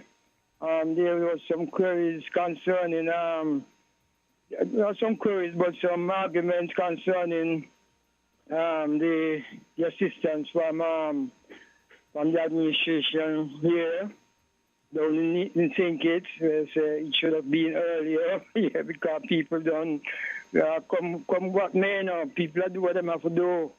So this is the government really catching up, the administration really catching up. It should have been earlier, Over in Nevis, we see what the Honorable Premier announced and what over there is doing. Yeah, be sure that is welcoming. So, it's good to go. You spoke of something else a while ago. We wanted to touch on it. What other matters you talk about? Well, I was just mentioning some of the biggest stories for the week. We had the CPL. Go ahead. Yeah, we had the CPL. We had the Prime Minister's round table. Go ahead. Steady, man. Just steady a little bit. The CPL, okay. Well, yeah, we want to say on behalf of enough, give thanks for making it beyond here. Could have been elsewhere.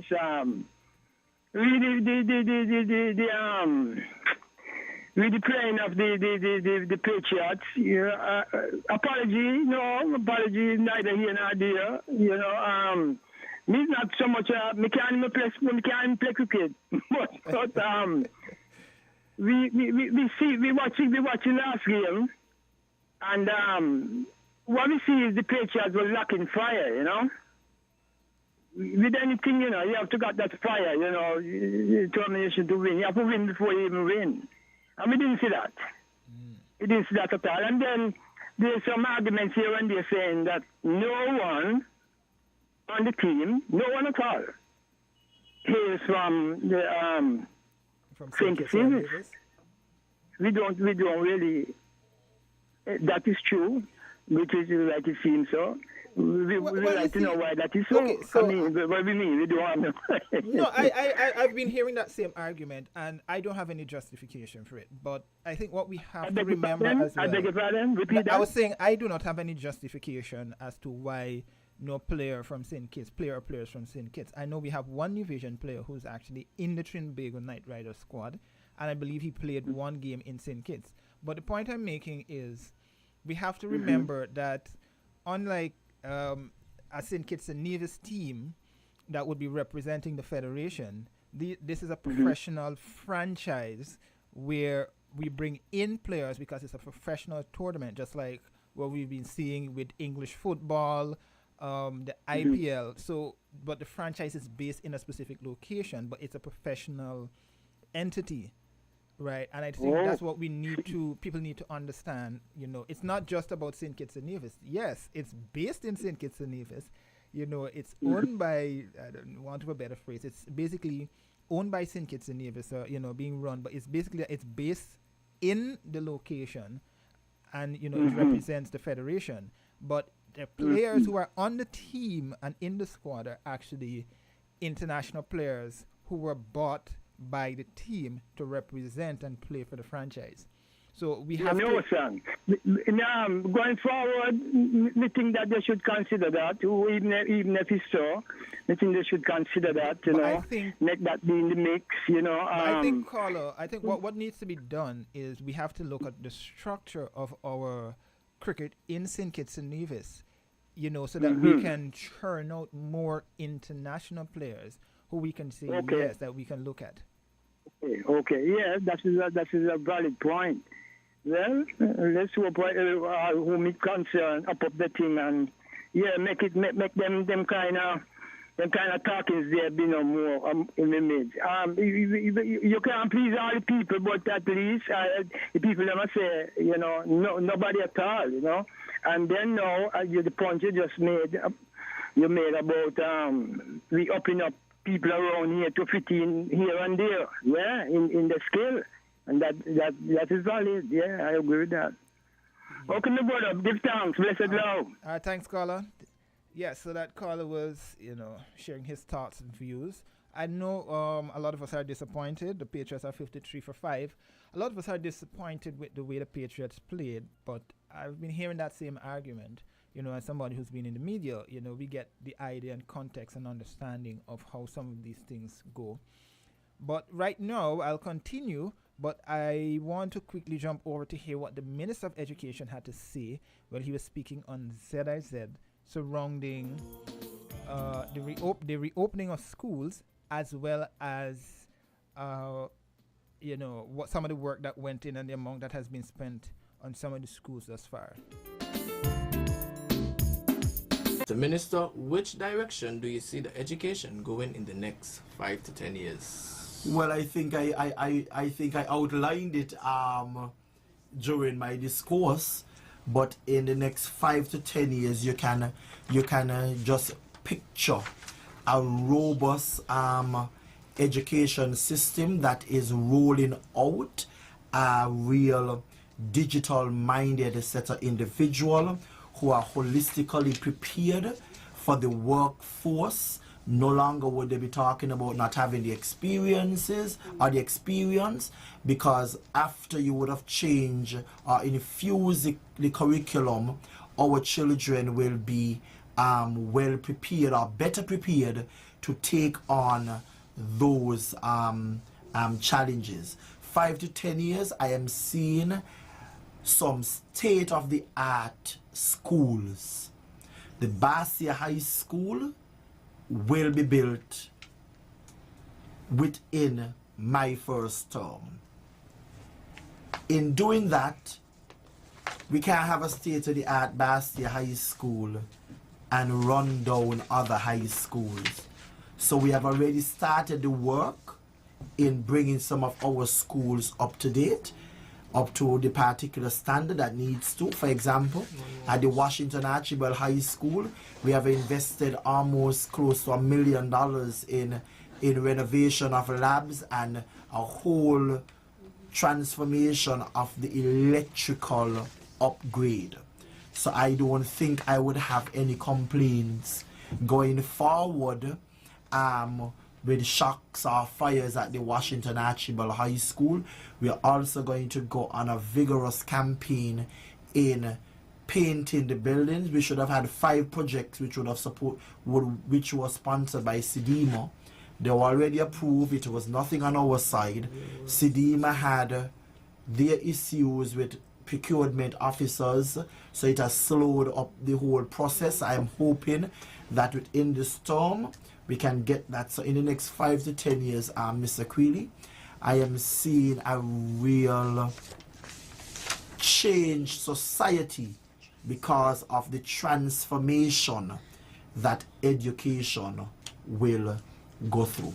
And like I say, we put in the fruits, the low-hanging ones. We're working on bathrooms right now, electrical upgrade. Then we are going to do painting, changing of windows and that kind of stuff. Because my aim is, when the new Basia High School throws its doors open, other schools should be able to have the same feeling of newness. So every year, every time, as often as we can, from here onwards, you're going to be hearing or seeing us in schools doing some sort of repairs, and that will be accomplished because for the very first time we are going to have a education maintenance unit. I've started it through the STEP program. If you go down to Irish Town Primary, quite a lot of the work that was done down at the Irish Town Primary was completed by persons who were a part of the STEP program, who are our tradesmen and women training construction. They did work at the Basia High, they did work at the Tucker Clark Primary, and they are going different places to do work. But as the new budget gets ready to get to be debated, that is part of the New Deal in education. We will have our own education maintenance unit, so there wouldn't be the need to be bogging down public works with all of what we need to get done. And with the training that is going to take place in our schools, like I said, some of those same students will be able to work with the plumbers in the bathroom to maintain their school, and there is a natural self-pride for that. People make the world go. And we're back. That was the Minister of Education. We go to the phone line. Caller, good afternoon. Greetings, Father, my brother. Greetings. Okay, amongst other things, we hear the Honorable Minister of Education say, how we put it, anyhow, it's like education which begets, a better society, change society. Listening him say that, what come to mind right away is the need for the education system to be revolutionized, and additional things, like for instance, we like to see civics very much be part of the educational system in a very touchable way. We like to see critical thinking. We also like to see somewhere in the curriculum education which is tending to educating us about our identity as a people, our race, yeah. Whether it will be be something that will come from the philosophy and opinions of Marcus Messiah Garvey, who visited us and shared with us wherever it comes from. But we are in dire need of that, such things in the educational system, you know. And I wish that we can get the mindset there in the right places to implement these things, see the need for these things and implement such things, you know, and really make a big difference, big difference in our society.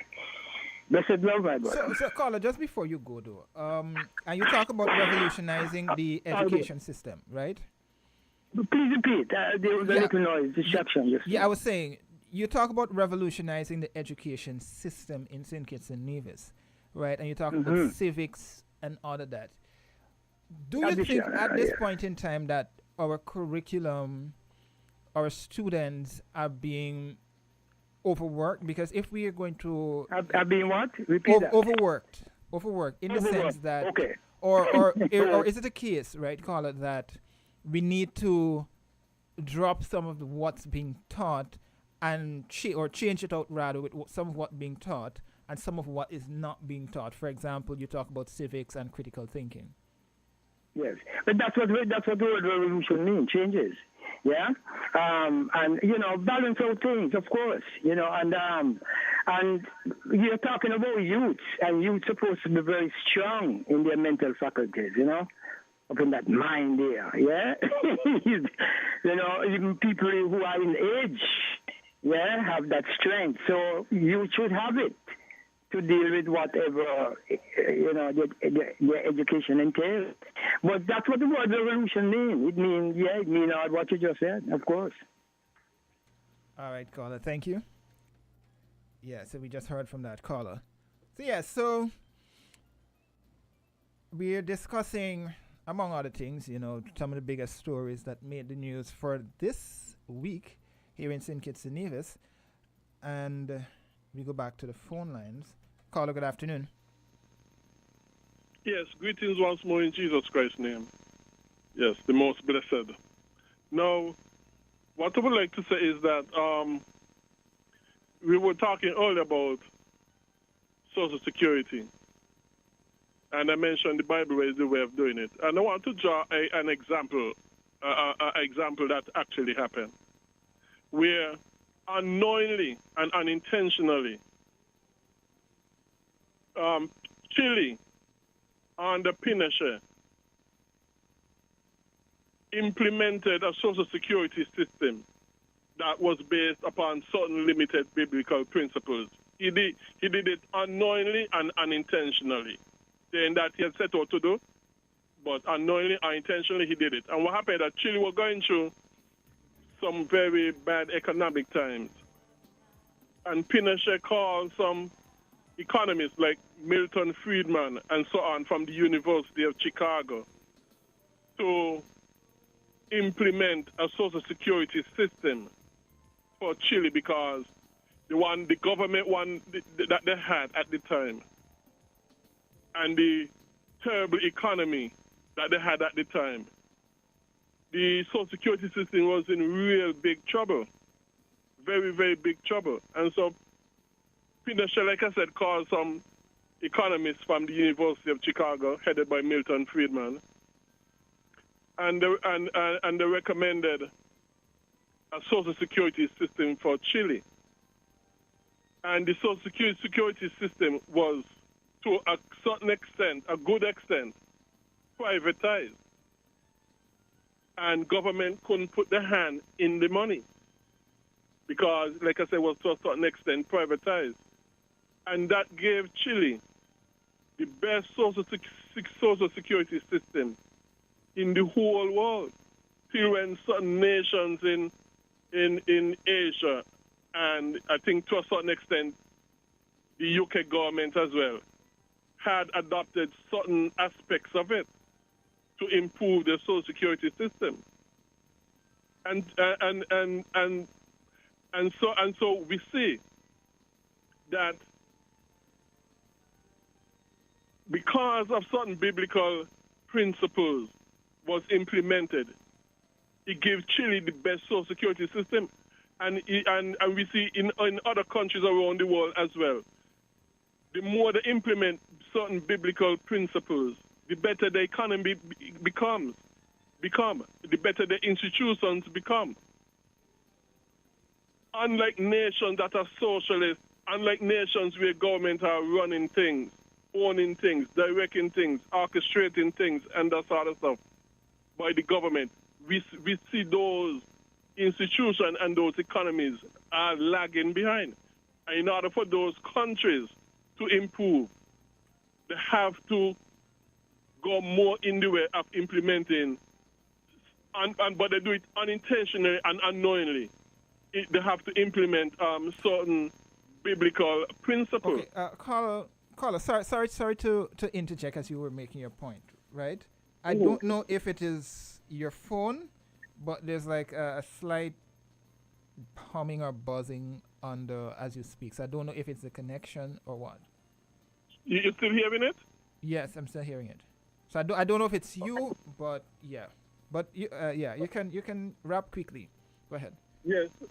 So what we see is so what I'm saying is that in order for things to go forward, we have to do things the biblical way. And these nations, they ain't even went all the way. So you could imagine if they went all the way, the amount of prosperity and success they would have. Actually working to ensure that schools are at a high standard and are maintained in order to, kids can function properly within within that academic year, because, and this has always been a discussion in terms of what role does not self-serving, but self-help and community togetherness play in terms of ensuring that children are properly educated.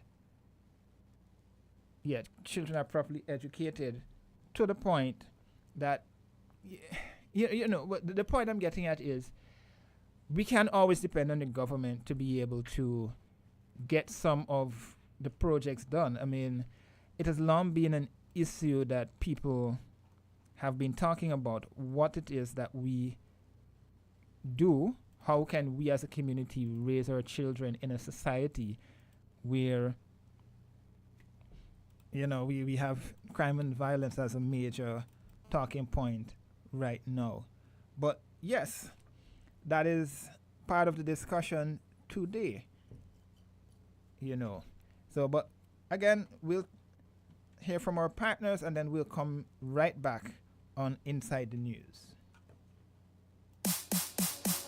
If you need protection, you need one who you can trust to secure your investment. You need one who'll do you just. TDC Insurance, you're the one that you can trust. TDC Insurance, you're always safe with us. TDC Insurance is your go-to insurance company for all your insurance needs.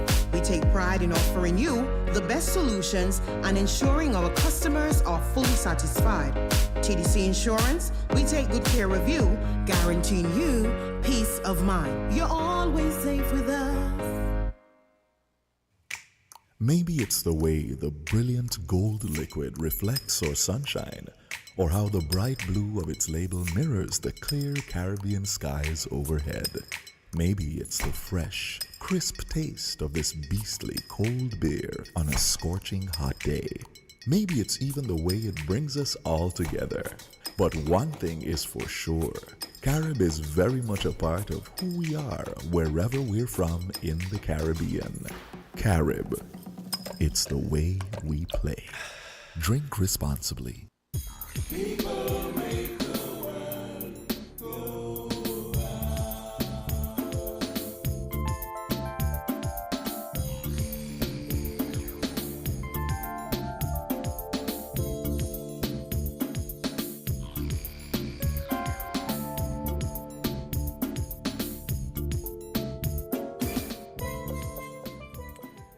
And we're back here on Inside the News. Yes, sorry about that. We've been having some, slight challenges since the power outage, but we're getting back. We're getting back on stream. So yes, we're discussing the major news that we've seen and heard for the last week. Another topic that's actually flying around right now is that of Liat and the challenges that we've been encountering with two of the major carriers right now in the Caribbean region. Right. And those would be Inter-Caribbean and Caribbean Airlines, the challenges that they have been encountering over the last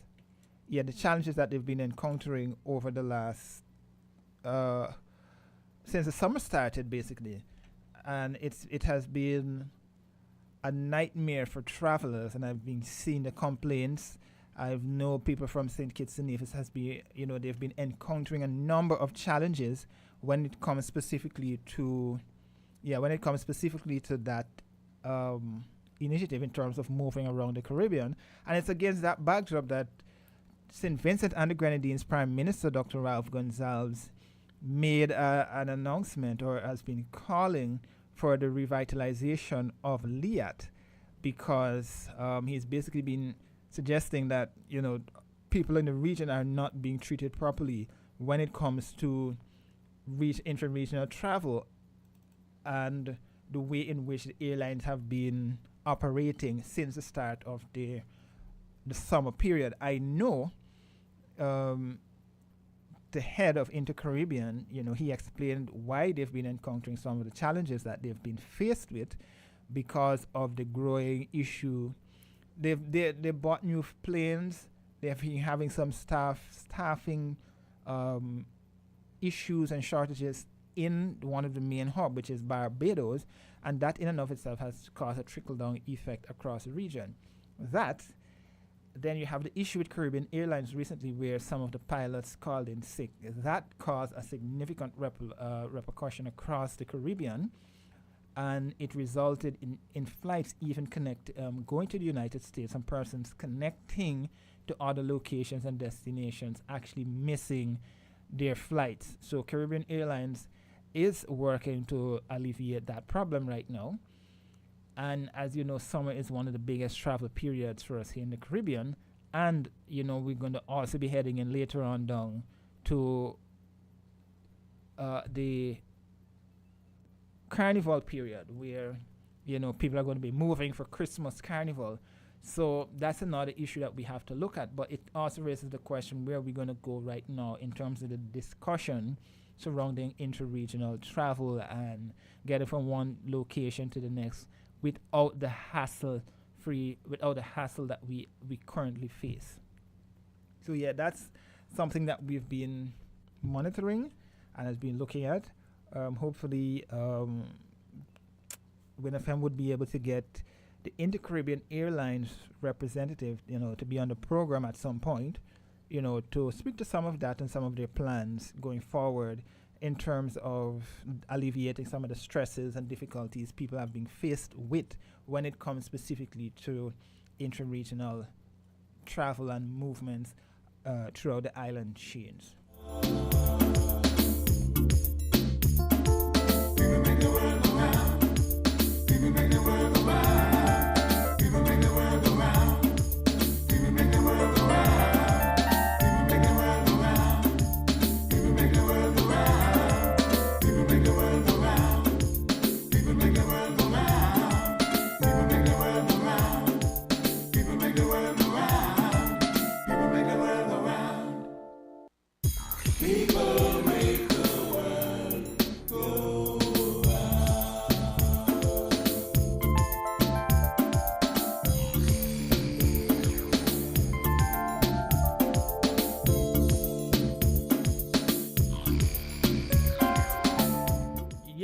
Yes. So again, just before we took the break for the midday news, I played a story that was done by WINNFM earlier this week, and it had to do with the release of the crime statistics.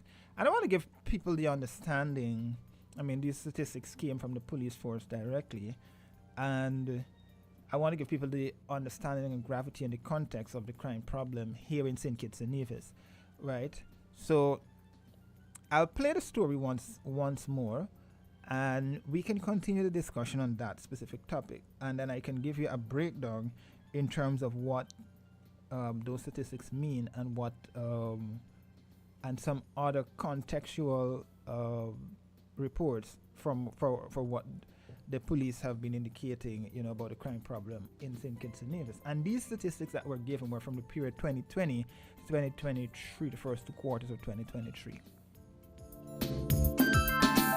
The Royal St. Christopher and Nevis Police Force has shared crime statistics for major crimes in the Federation for 2020, 2021, 2022, and up to June 2023. The police force classifies major crimes in the following categories: murder or manslaughter, shooting with intent, wounding, attempted murder, bodily harm crimes including wounding, grievous bodily harm, actual bodily harm, sex crimes including rape and indecent assault, break-ins, larcenies, robberies, firearms and ammunition, possession or smuggling, drugs, possession, trafficking, importation or cultivation, malicious damage, and other. When comparing the stats for the first 2 quarters, January through June, over the 4 years, 2020's total major crimes stood at 474. The same period in 2021 saw a 52.74 increase to 724 major crimes. There was a less than 1% increase in 2022, and in 2023, a 9.3% decrease in major crimes.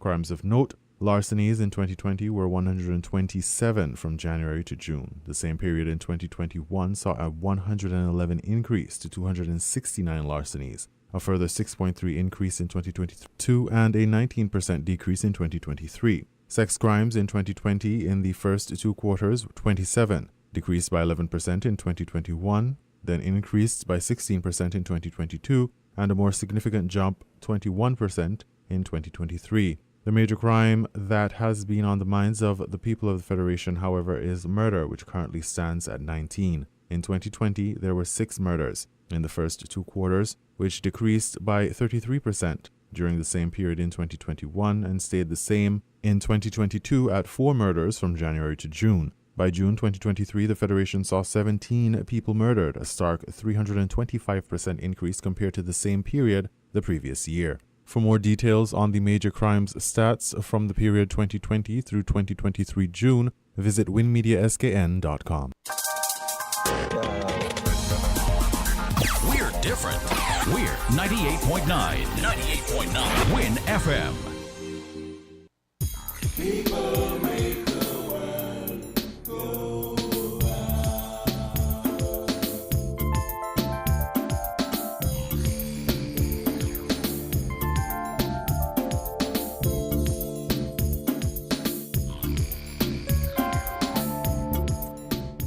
And welcome back. Yes, so you heard the report there from Mr. Calhoun Brown surrounding the statistics that the police would have released on crime and violence in St. Kitts and Nevis for the last 4 years. Well, 3 years and a half, 3.5 years.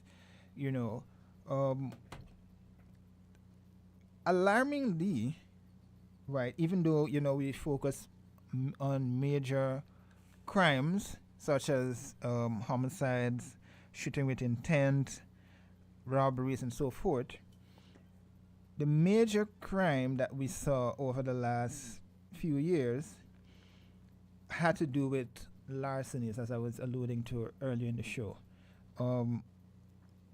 Over the period 2020 to 2022, larcenies have been on the rise here in St. Kitts and Nevis, right?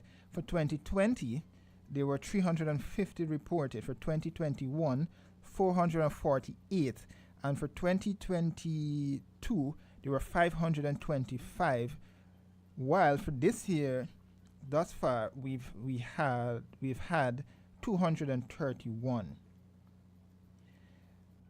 Murders or manslaughter, they've been 10 for 2020, 14 for 2021, 11 for 2022, and 19 thus far for 2023. Break-ins, which is another interesting fact. The police reported that for 2020, there were 232 break-ins. For 2021, 217. For 2022, There were 183, and there have been 62 thus far for the year, which is a significant decrease, and that has been on a decrease for the last several years. So again, I know every time I sit in this chair, I keep asking the question: what more you think that we can do generally to put a curb on this? I know we keep saying that more can be done, more should be done, but what exactly should be done? And I think that is the big question that we are not really getting answered. We keep going around in circles in terms of this program, that program. I don't necessarily believe that we should be blaming a program or programs, because it is not the programs that necessarily commit the crime or forces anybody to commit the crime. It's an individual's choice in terms of wanting to commit a particular crime. Gone were the days when we would sit down and sort out our issues.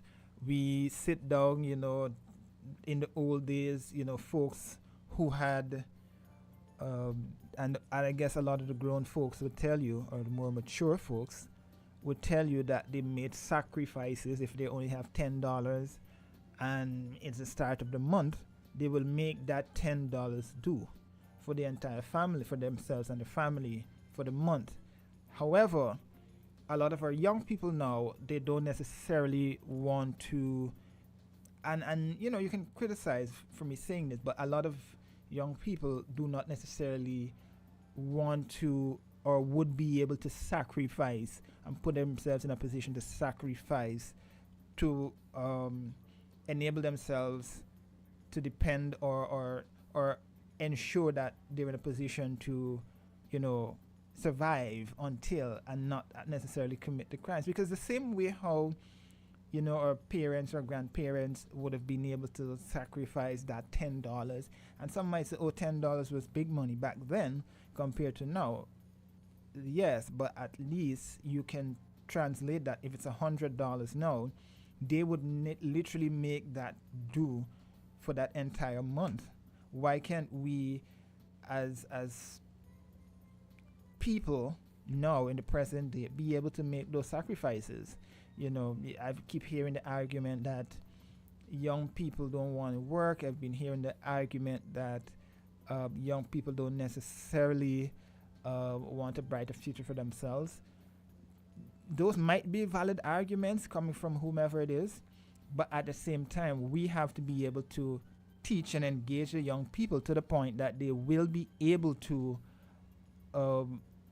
see the path that we want them to see, and be able to, we'll be able to guide them to that perspective that that would benefit them, the families, and the country as a whole going forward. As people tell you, they like to see young people make a good life for themselves. They would love to see young people, elevating themselves education-wise. They would love to see a young person open a business. At least they're doing something.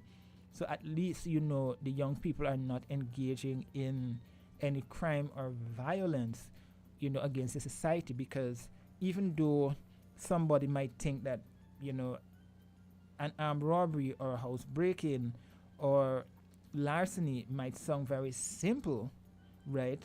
It has significant impact on St. Kitts and Nevis globally, because when St. Kitts and Nevis continue to be tourism dependent, you don't want United States, Canada, Australia, UK, New Zealand, or these big players to flag you as a crime destination. That then means that one man's plight, or it's an incident that occurred, I'm not going to single out anywhere, something happened there, can have a major impact in somebody in London, or in DC or Toronto, right? You wouldn't necessarily expect that, but in general, that's the sort of repercussions that we are going to create for people in St. Kitts and Nevis if we continue at the level that we are at right now in terms of crime and violence. And overall crime statistics literally have been on the rise over the last few years based on the statistics that was provided by the police. Well, the statistics that were provided by the police. Right, so I think we need to do more in terms of educating and getting our young people to understand their role, the importance of what they do. And I know earlier someone made a comment that, when we were talking about this social security matter, that, we might need to bring more people in because actual reports saying that, we need more investments and all of this. But we also need the young people to understand the role that they play in the further enhancement and development of St. Kitts and Nevis. Because as Dr. Martin once told us at a recent press conference, when we see the young people who are dying within the prime of their life, that means that you're taking away a significant chunk of your GDP, your development, social security, business, the strength of your economy, the strength of your country. And I don't think people get this. But that's part of it. But we'll come right back. We'll acknowledge our partners, TDC, and then we'll come right back with more Inside the News here on WIN FM. People make the world go round. People make the world go round. People make the world go round.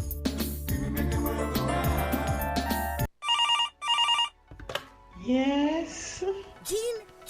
Body spray's hot, boy. I can't take it. Well, it's a good thing I called. The TDC Home and Building Depots are having their Cool 'em Down sale, and you're sure to get 25% discount on fans, AC units, coolers, fridges, and more to beat this heat. Girl, Betty, you're making joke.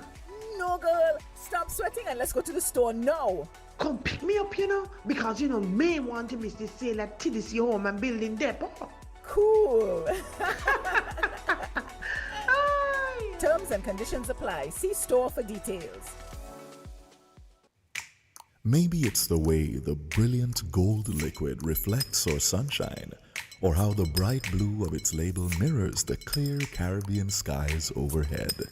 Maybe it's the fresh, crisp taste of this beastly cold beer on a scorching hot day. Maybe it's even the way it brings us all together. But one thing is for sure, Carib is very much a part of who we are wherever we're from in the Caribbean. Carib, it's the way we play. Drink responsibly. We missed that. And we missed that call. We go back to the phone lines. Caller, good afternoon. Yeah, hello? Good afternoon. Yeah, good afternoon, man. I know you're about to get off, but good afternoon to you, and I hope you have a good afternoon. I know you had a great show today. I wasn't tuning that much, but for me personally, I want to see more transparency with that CBI program. You know why? The government of the day, they're talking about transparency, and the Prime Minister himself has now come forward with some information about what has happened in the previous administration, but yet still they're not having the transparency with that CBI program. So if you're calling the former administration, corrupted or whatever you're calling them, it's coming down to the same thing with this new administration here.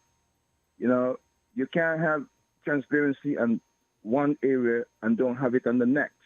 We need transparency right across the board. And the trip that he made up to St. Vincent, that got some talk this week about the herb, the marijuana thing. I think he should have given the minister of that portfolio an opportunity to be on that trip, because that minister had made some statement about growing money on trees with the marijuana industry, and he got some backlash for that. So that minister should have been given the opportunity to present himself, and that way he can be successful in his portfolio as well. And with the fact that we've been having these uprisings in Africa, is a need. I see a need for us in the education system to teach a local language from Africa so we can communicate with our brothers across the ocean. Because going to the future, if this thing stays like how it is, these developments in Africa, there's going to be need for trade in the future with Africa. And our local people there in St. Kitts and Nevis, we should be able to communicate with our brothers and sisters on the continent. That's my contribution for now, man. You guys have a good afternoon. Thanks, caller. Yeah, so that caller was sharing his perspective there. So the Prime Minister did update the nation during his round table that he traveled, to get first-hand experience of the marijuana industry. He did mention that at the round table, and I did not necessarily play that clip, in the program. But that's one of the big stories that came up. And coming out of it, from what I was listening earlier, he also said that, the head of the industry or the government's representative there will be traveling to St. Vincent to also get that perspective of how their cannabis industry is going to be operating. So, yes. So that was, the major stories that, we saw for the week here in St. Kitts and Nevis. And, today being Saturday, it's going to be the start of a new week on Sunday, and again, people in the news will tell you the news cycle never ends. So just as I'm about to sign off, I must say that, a new week comes with new challenges for those in the media realm, and we continue to do our work and continue to investigate and bring the stories to you that are very impactful and meaningful to you so that you can get a better understanding. I know when I'm sitting in this chair, I like to go beyond the headlines of just what it is. This whole discussion of this party said, that party said, the politics of it, because at the end of the day, you're just going to be pulling at each other and you're not necessarily going to get the understanding of what exactly the issue is that they're talking about and how it's going to impact you, going forward. You, the children, your grandchildren, and the country as a whole. We've been hearing a lot of talk of what's happening internationally, but a lot of us don't pay attention to the news internationally, the news globally, so we can get an understanding of how it's impacting us in St. Kitts and Nevis. Again, I like to use the example of nobody expected COVID. When we started reporting on COVID, it's in China, but started in China, it infected the entire world. We hear about the U.S. and the recession and the interest rate hikes. What does this mean for you, the ordinary man in St. Kitts and Nevis? So it's like issues like those we have to begin to rationalize, make sense of, and get a better understanding of how it's impacting your life and your livelihoods and the way going forward. We keep hearing about a recession in the U.S. What does a recession in the U.S. mean for you and your family? We keep hearing about the issue about where should LEAC be based, but a lot of us travel through the region, right? A lot of us travel through the region. A lot of us go to Barbados, whether Barbados or Trinidad, for visa. So when we hear about this whole issue about integration, regional integration, and the CSME, a lot of us would say, it does not impact us, it does not bother us. But we need to understand that at the end of the day, we live in a globalized environment where every single action has a reaction that could either benefit or affect us. Right, so I'll just end on that note and recommend that everybody continue to follow the news, continue to follow credible sources, because we're in the age of technology and information and disinformation, and stay safe until we do meet again.